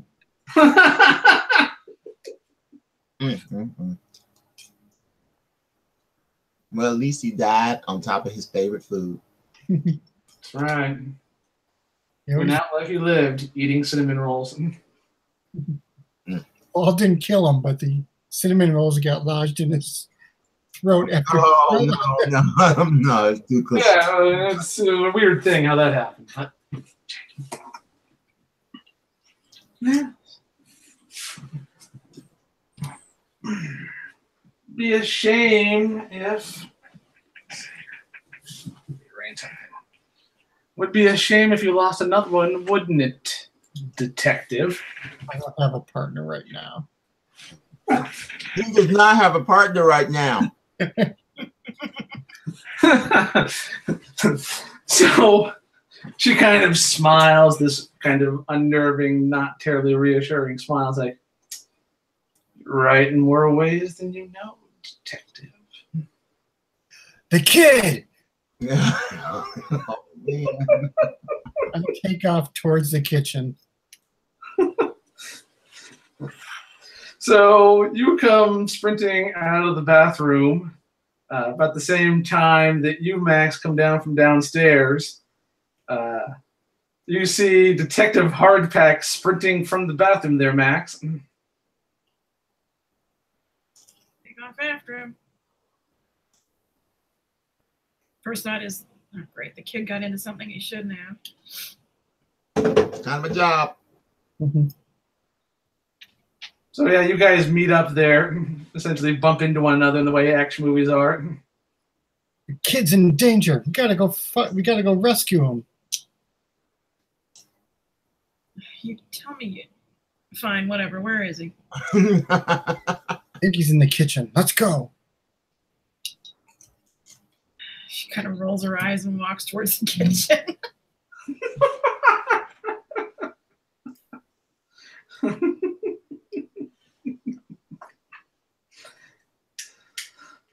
So you guys get to the kitchen. I kick in the swinging doors. So you dramatically enter the kitchen, detective. The half dozen workers kind of look up from what they're doing, surprised. Have you seen a kid, a little black kid with green hair?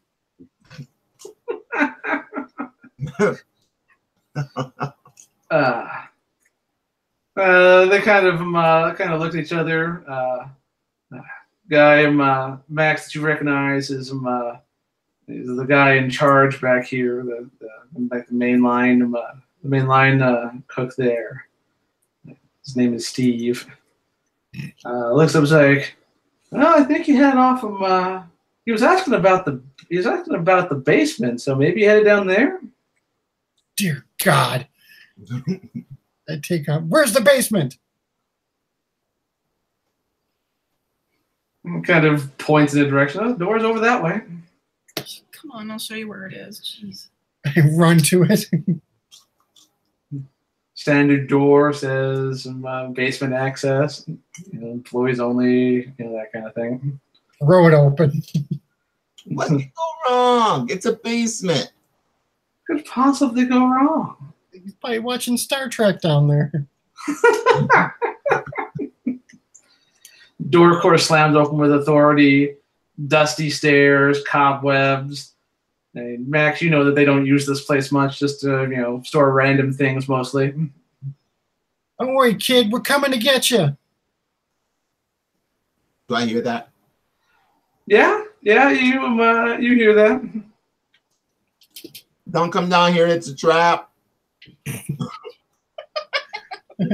I say it with a slightly bored tone because I'm leaning against the door that I can't open. Admiral Eckhart, it's a trap. So yeah, you kind of hear that.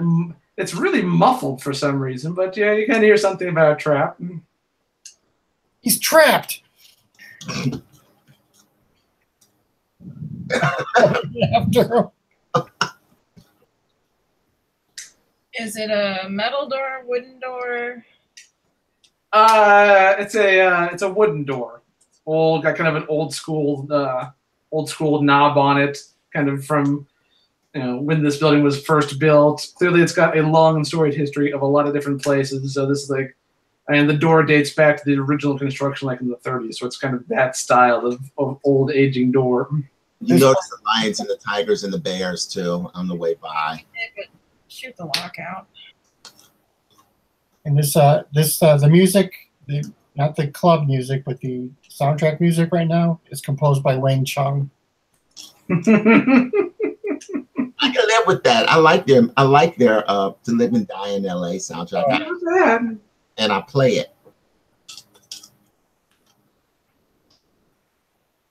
All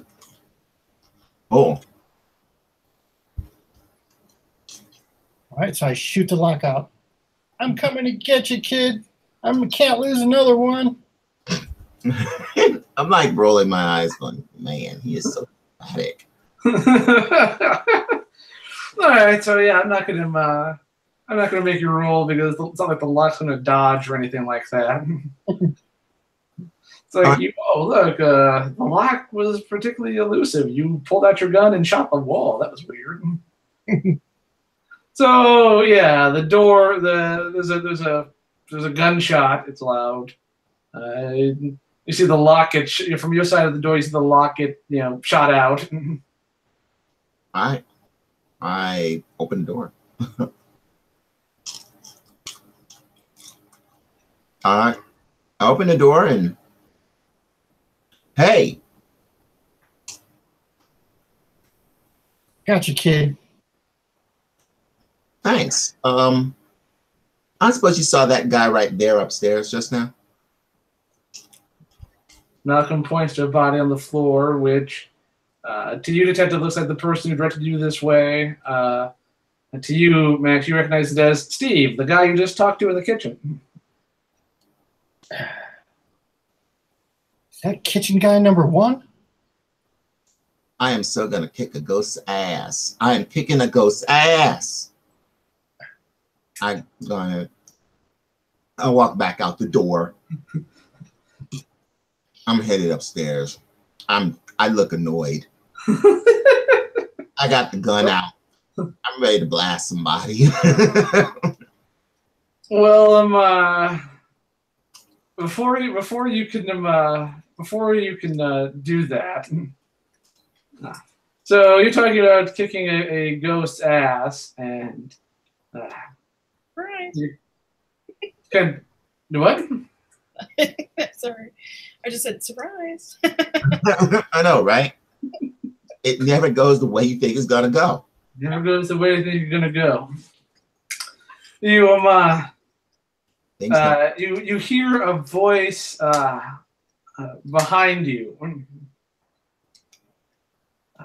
I stop. The human voice, actually, not the low rumble that you heard there. Max. You recognize it, though, Max, as the owner of the club. His name is appropriately Mick. Not Mick Jagger, unfortunately for him. For him, but we call it Mick Williamson. Wow. And he's there, and his voice says, "I'm afraid I can't let you do that." All right. He's standing there, and he's got him kind of nervous, definitely kind of sweaty. Although it's nothing new to you, Max. He's usually a nervous, sweaty kind of guy. Has a kind of a snub-nosed revolver pistol pointed in your direction. In the direction of Malcolm or me? Well, kind of the three of you, kind of generally in that direction there, because you're kind of clustered around that door. X kind of sighs and she goes, "Please don't tell me you're dead too." I kind of was like, "Oh God, no, I'm not dead." How far away is he standing? Because it's the 80s and people with guns that have your gunpoint always stand entirely too close, allowing bad things to happen to them. It's like, that's the weird thing about this movie is they never cover you with guns from like 15 feet away. They're always like 2 feet away, even though they've got a goddamn gun. They could shoot you easily from across the room, but so he's a couple feet from you. He's well within striking distance, especially with your martial arts there. So let's just kick the gun out of his hand. All right. So. Oh, it's about to get live. It's about to get. Let's see. What does martial arts do? Okay, that's using fist defense. So that's a defense. So yeah, you're gonna kick it out of his hands. Give me a fist roll. 12. All right, so that is far and away a success.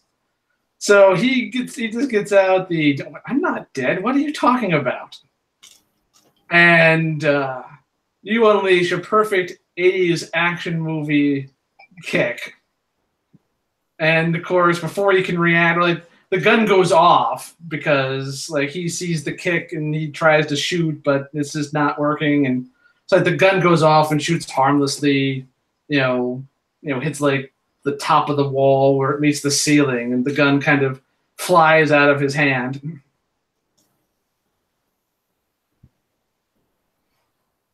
Malcolm raises his gun. Of course, he's like cradling his hand because it's probably broken because of the way things kicks goes. Like, ah! Wow. Nice.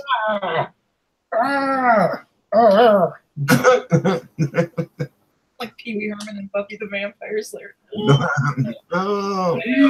Ah! Oh! Oh.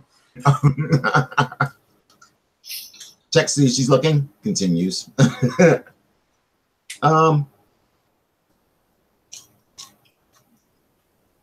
What's your name again? Nick. Nick. Nick. What are you doing? He kind of, of course, his tone has changed because he doesn't have a gun and he's, holding a broken hand, essentially. He's like, "You don't understand. I had to." You did it for Johnny? Johnny. You did the bar song. You don't understand. This place is a money pit. It always looks so great. So it's like it's cursed, right? I mean, it looks great. It's like it's a can't miss money marketing thing, but that's why it changes hands so much. Oh, for fuck's sake! Were you planning on setting the damn thing on fire? Not me. I mean, this guy came to me with the deal. Like, I owe the wrong people because I try and keep the thing, make it work, and so took loans out from people that I don't necessarily give the best of terms, and I was up against it. And the guy came to me and said, You could solve all of my problems. Uh-huh. And you didn't ask how. I didn't care. You're an idiot. Thank you. What's the guy's name?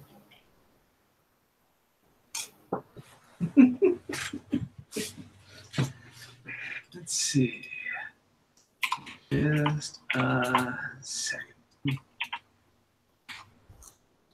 I vaguely remember this name.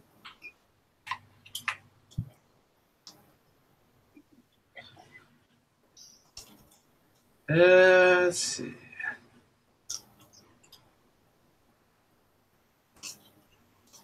If it's Louis Cipher, you deserve to be slapped.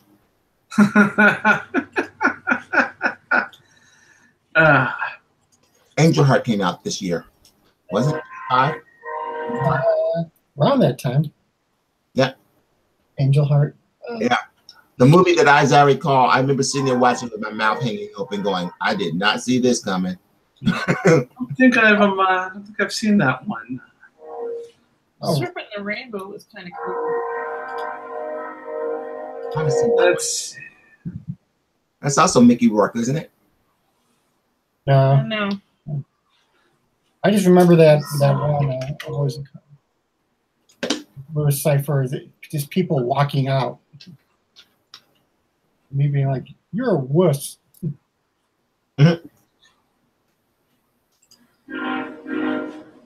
They had to be like 87 or something because I remember what's her name from the Cosby Show was in it. That was 88. No.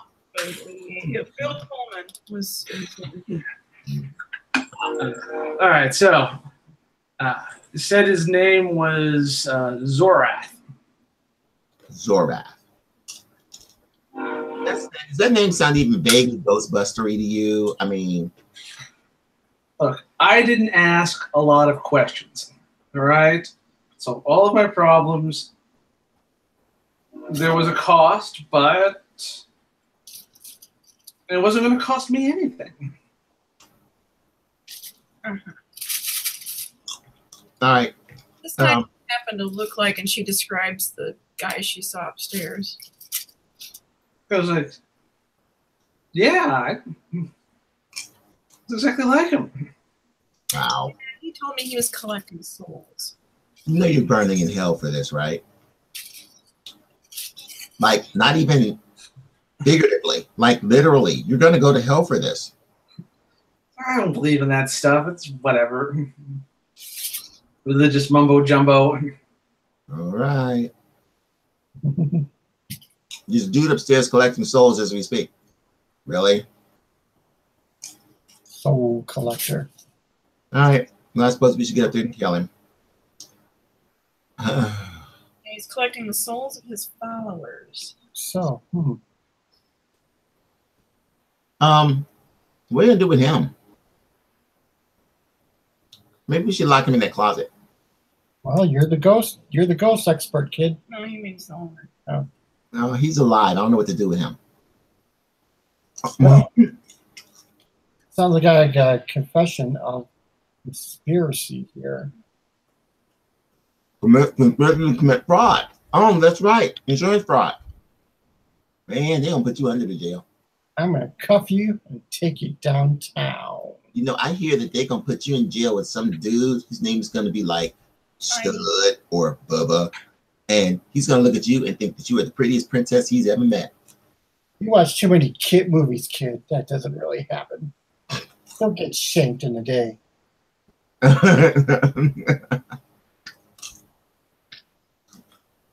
Right.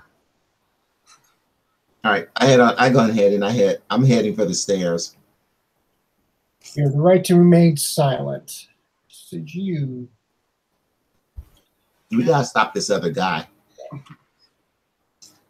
Reading the Miranda rights, which you don't really have to tell people when you arrest them. But it's Hollywood. It's a movie. Yeah, so you're reading him his rights, and he's trying to put up a bit of a struggle, but he's got a broken hand, and is kind of a wuss anyway. Fight's been kind of kicked out of him. It's true. I'm here upstairs, back to the kitchen. That jerk misdirected me. All right, so we're all heading upstairs. Yep. I'm on my walkie-talkie. Yeah, I've got a 615 downtown Hollywood. Or something. So you get him. You get a voice on the radio. It's like, you know what? So a voice comes over the radio. Doesn't sound like dispatch though. Sounds like the person you talked to in the bathroom there, Dirk. It's like, oh, detective. You don't think I'm going to let you invite anyone else to our party now, do you? Ma'am, please clear this channel. This is an official police channel. I look back at him. What the world was that? Detective Hardpack. Just someone I met in the bathroom. And you and that mustache get you into some freaky situations.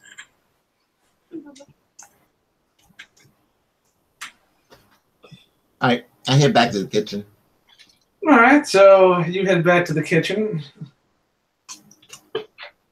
You guys all follow up there. Kitchen still, plugging away. I see the jerk who sent me downstairs. Yeah, he was there cooking away. Hey. Yeah? You're downstairs dead. How are you up here? So the rest of the kitchen stuff kind of stops and turns like, wait, what? They're all turning looking at me? Well, they're turning and looking at kind of both of you. They're kind of going, their glances kind of going back and forth. There's a dead body downstairs that looks just like you. Why? And I better like this answer.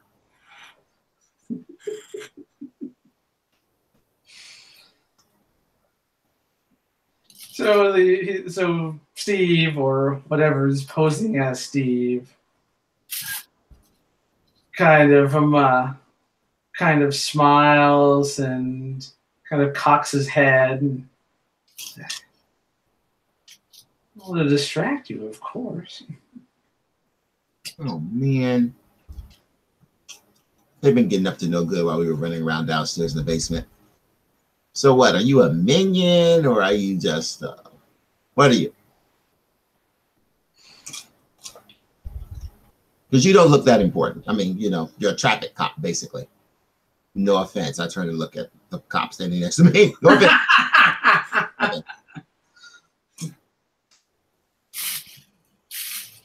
I follow Zora. He will. It kind of gets that kind of, wide-eyed look that dedicated followers get. He will remake us all with his fire. Oh, yeah, I know this look. You're Kool-Aid stupid, aren't you?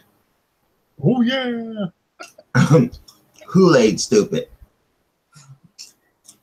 I don't have time for you. Not important. I turn around. As you turn around, he grabs a knife from his station and just charges at you guys. I shoot him. All right. Give me a guns roll there, Dirk. 14. Wow. Oh my goodness. So he, makes a, high-pitched scream or, kind of a yell and comes at you. You shoot him. Wilhelm scream happens because action movie. And you drop him with a perfectly aimed shot there. Kitchen staff freaks out because what the fuck is going on in here? We got knives and guns and accusations of death and fire. So they try and break for like the back exit and find that they can't get the door to open. I thought that door seemed a little too hard to open. And go over and take a closer look at it.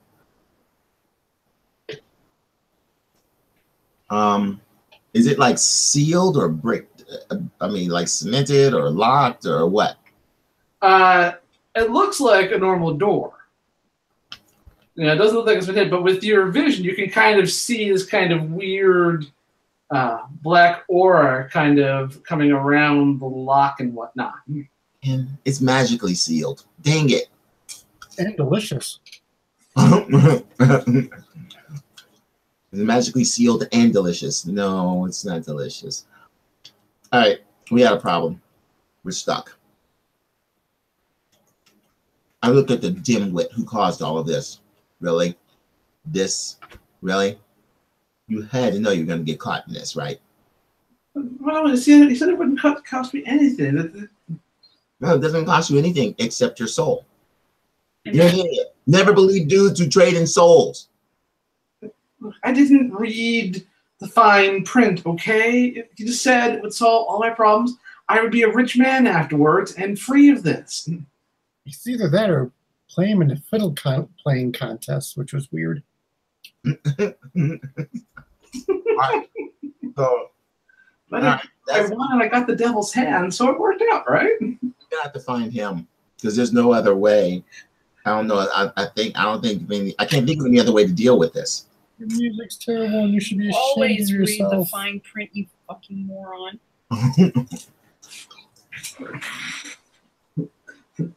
All right, at this point, I'm like, I think I'm going to leave. If it were up to me, I'd leave you with them. You know, the people with the hatchets right now who you trapped in this place. I think we need to close the club, like right now. All right, let's see if we can find the dude who's claiming souls and whatnot. We need to get everybody out now. Actually, I better yet, let's do it this way. Hey, evil jerk! Come and get me. I've been kicking your ass all over LA for the last 6 months. Come on. Here's your chance.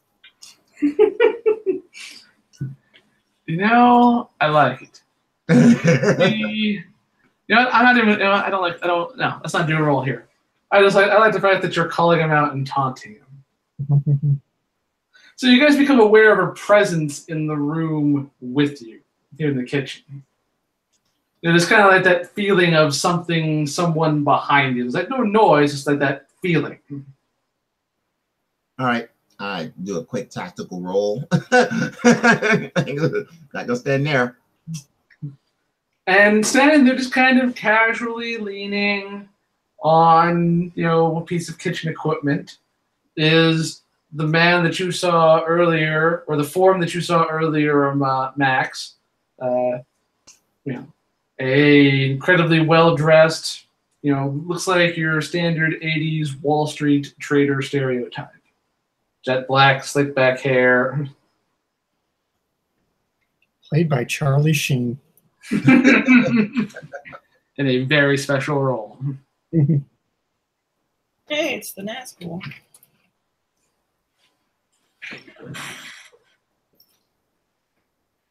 I love those books. Shut up.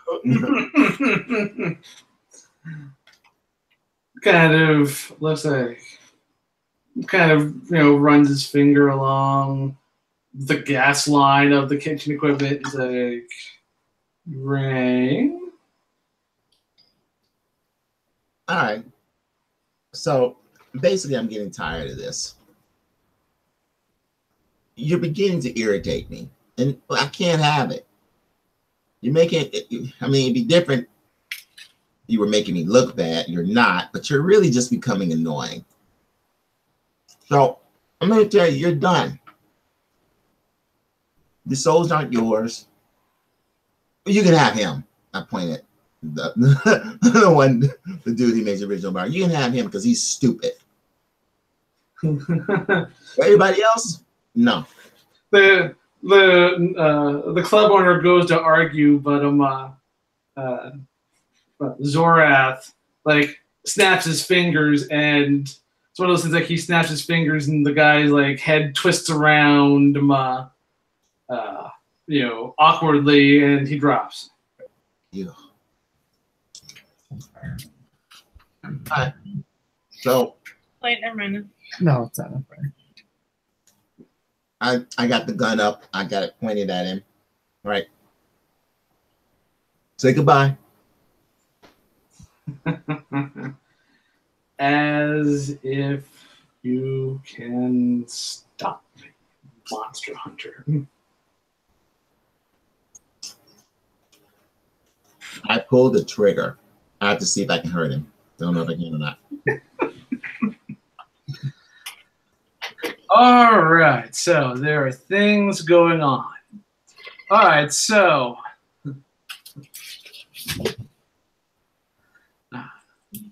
Max, you slip out, and the DJ kind of looks at you funny. It's like, what do you mean we're closed? It's just getting started. It's 3 in the afternoon. We have a great crowd tonight. There's a lot of people here. Give a shit. There's some shit going down in the kitchen. These people need to get out of here now. You know Mick's going to have your ass for this, right? Nick is part of the problem. Get them out of here now. But it's B-52's night. Come on. Yes. Love Shack. So he's like, all right, but I'm not taking the fall for this. Fine, whatever. Just do it. So he makes the announcement, like, cuts the music, hits the house lights, makes the announcement. The crowd is confused by this development. The DJs, they're going on about sorry, this, that, and there's some booing. Put the music back on, and finally people start heading for the exits. Becomes a bit of a problem as seems like they're having trouble getting the front door to open until we smash cut, kind of almost like split screen to the kitchen. You open fire. Malcolm, give me a guns roll. Stop breaking the basket. 14. You shoot him. And it's a good, solid hit.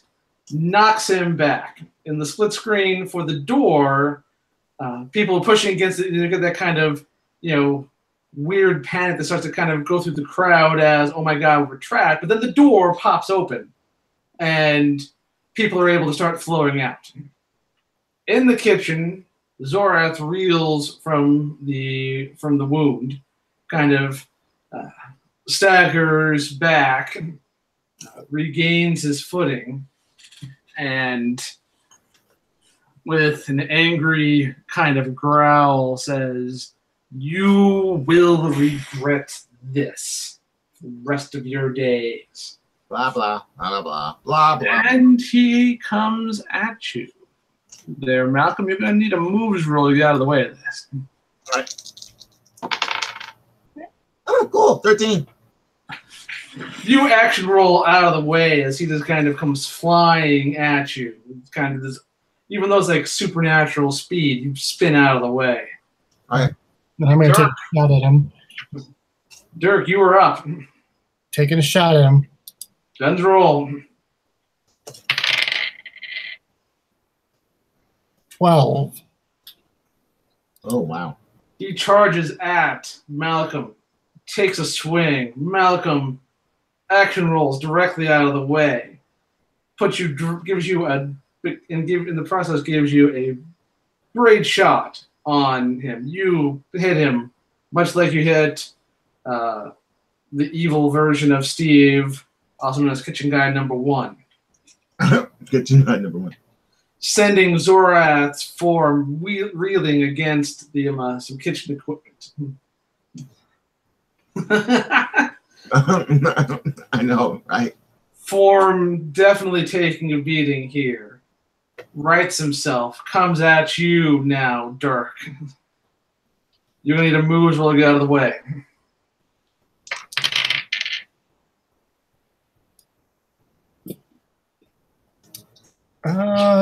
Moves. Oh. 14.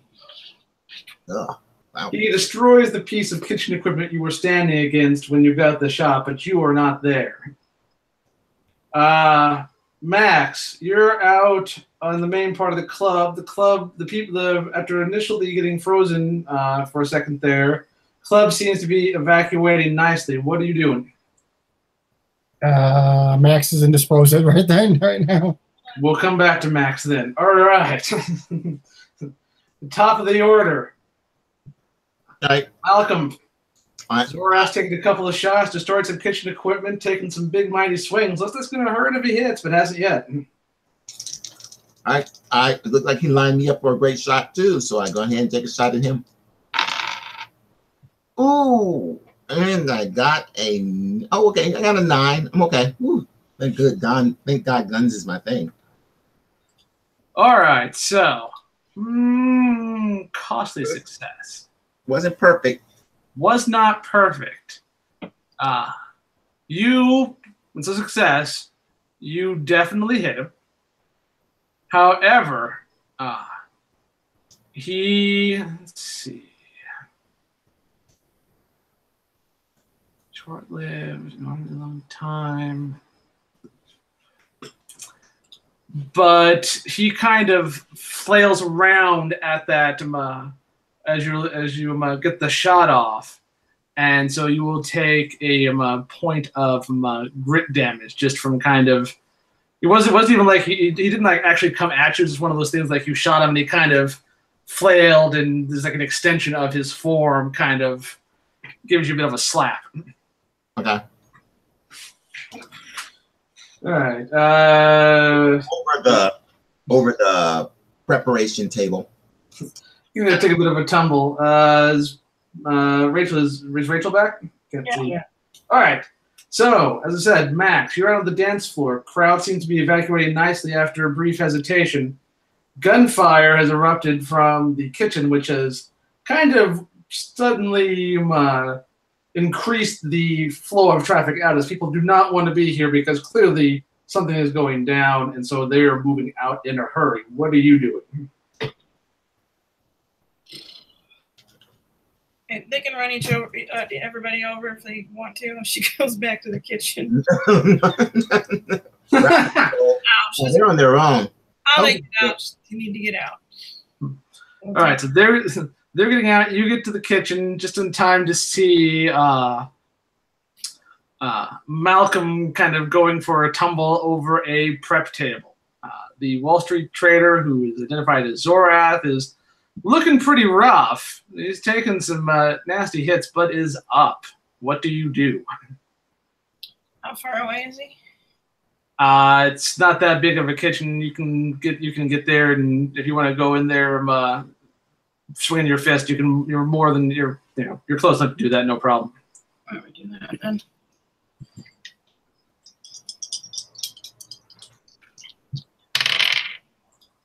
Oh, 15. Wow. Good roll. Nice. Kung Fu. Oh. Kung Fu, motherfucker. Who's there? Kung Fu. Kung Fu. So.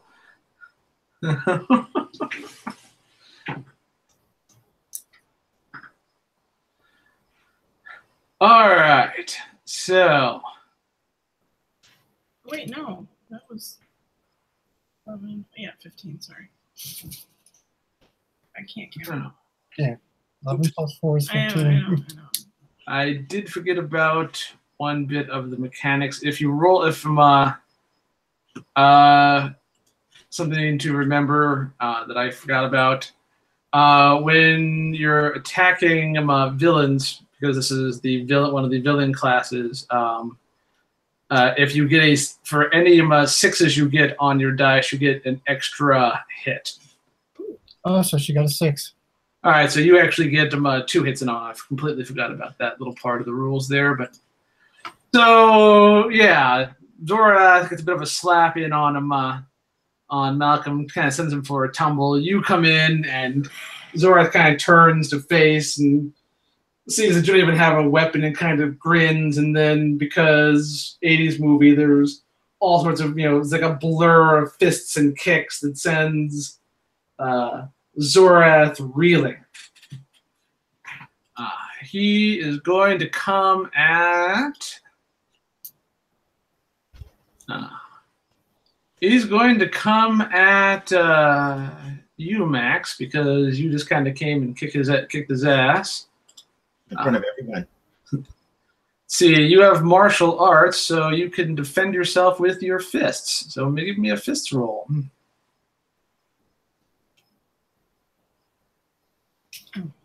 Sorry.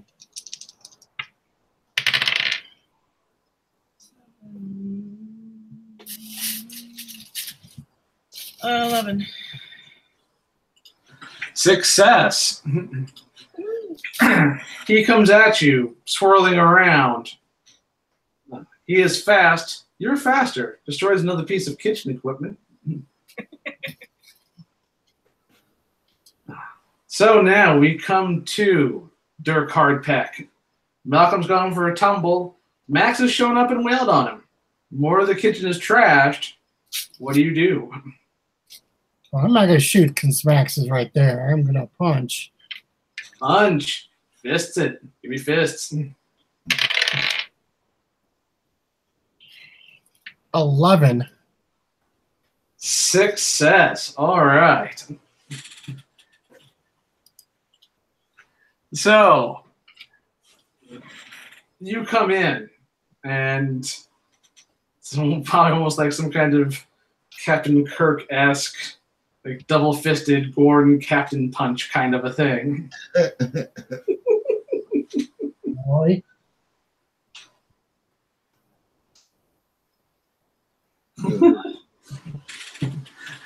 So you come flying in and just pummel Zorath's form there, and he kind of slumps to his knees and to the ground. And from his wounds, there's not blood, of course, but there's just kind of this black mist just kind of streaming a bit.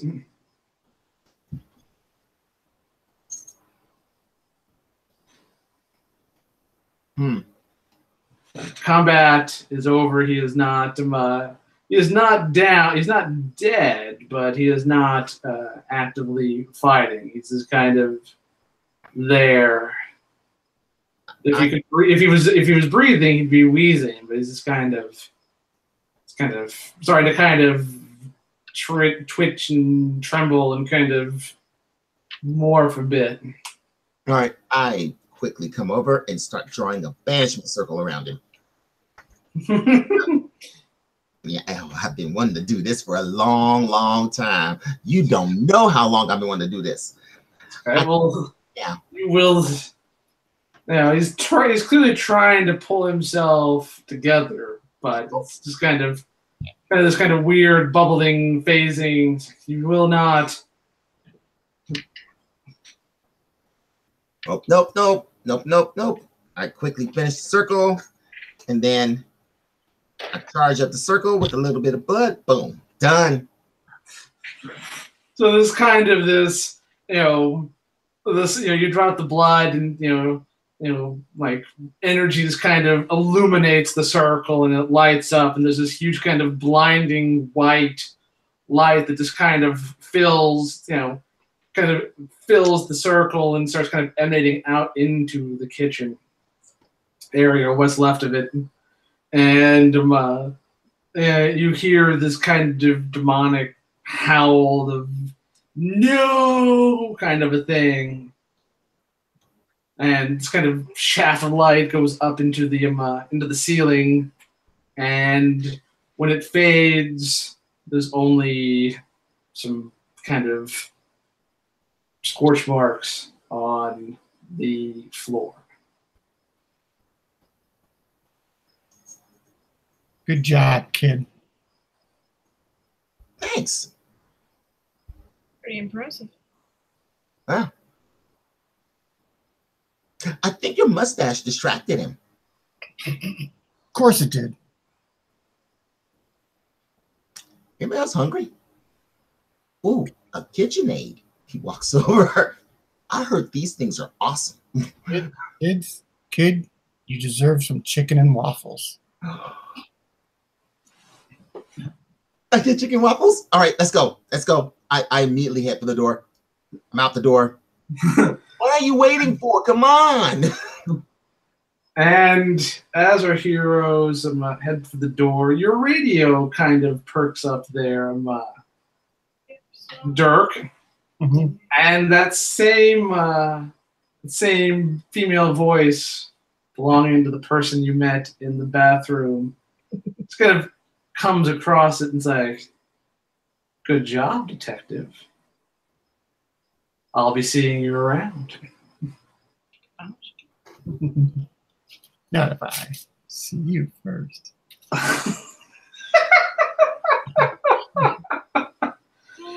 It's good that you didn't pull those lines on me when we were dating. I would have punched you.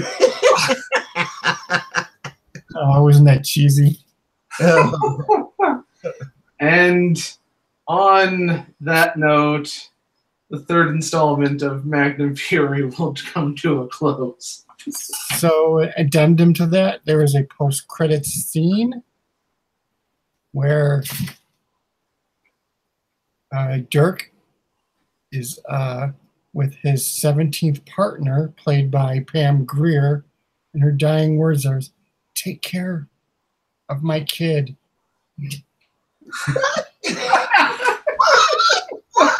No. All right. I love it. That's canon now.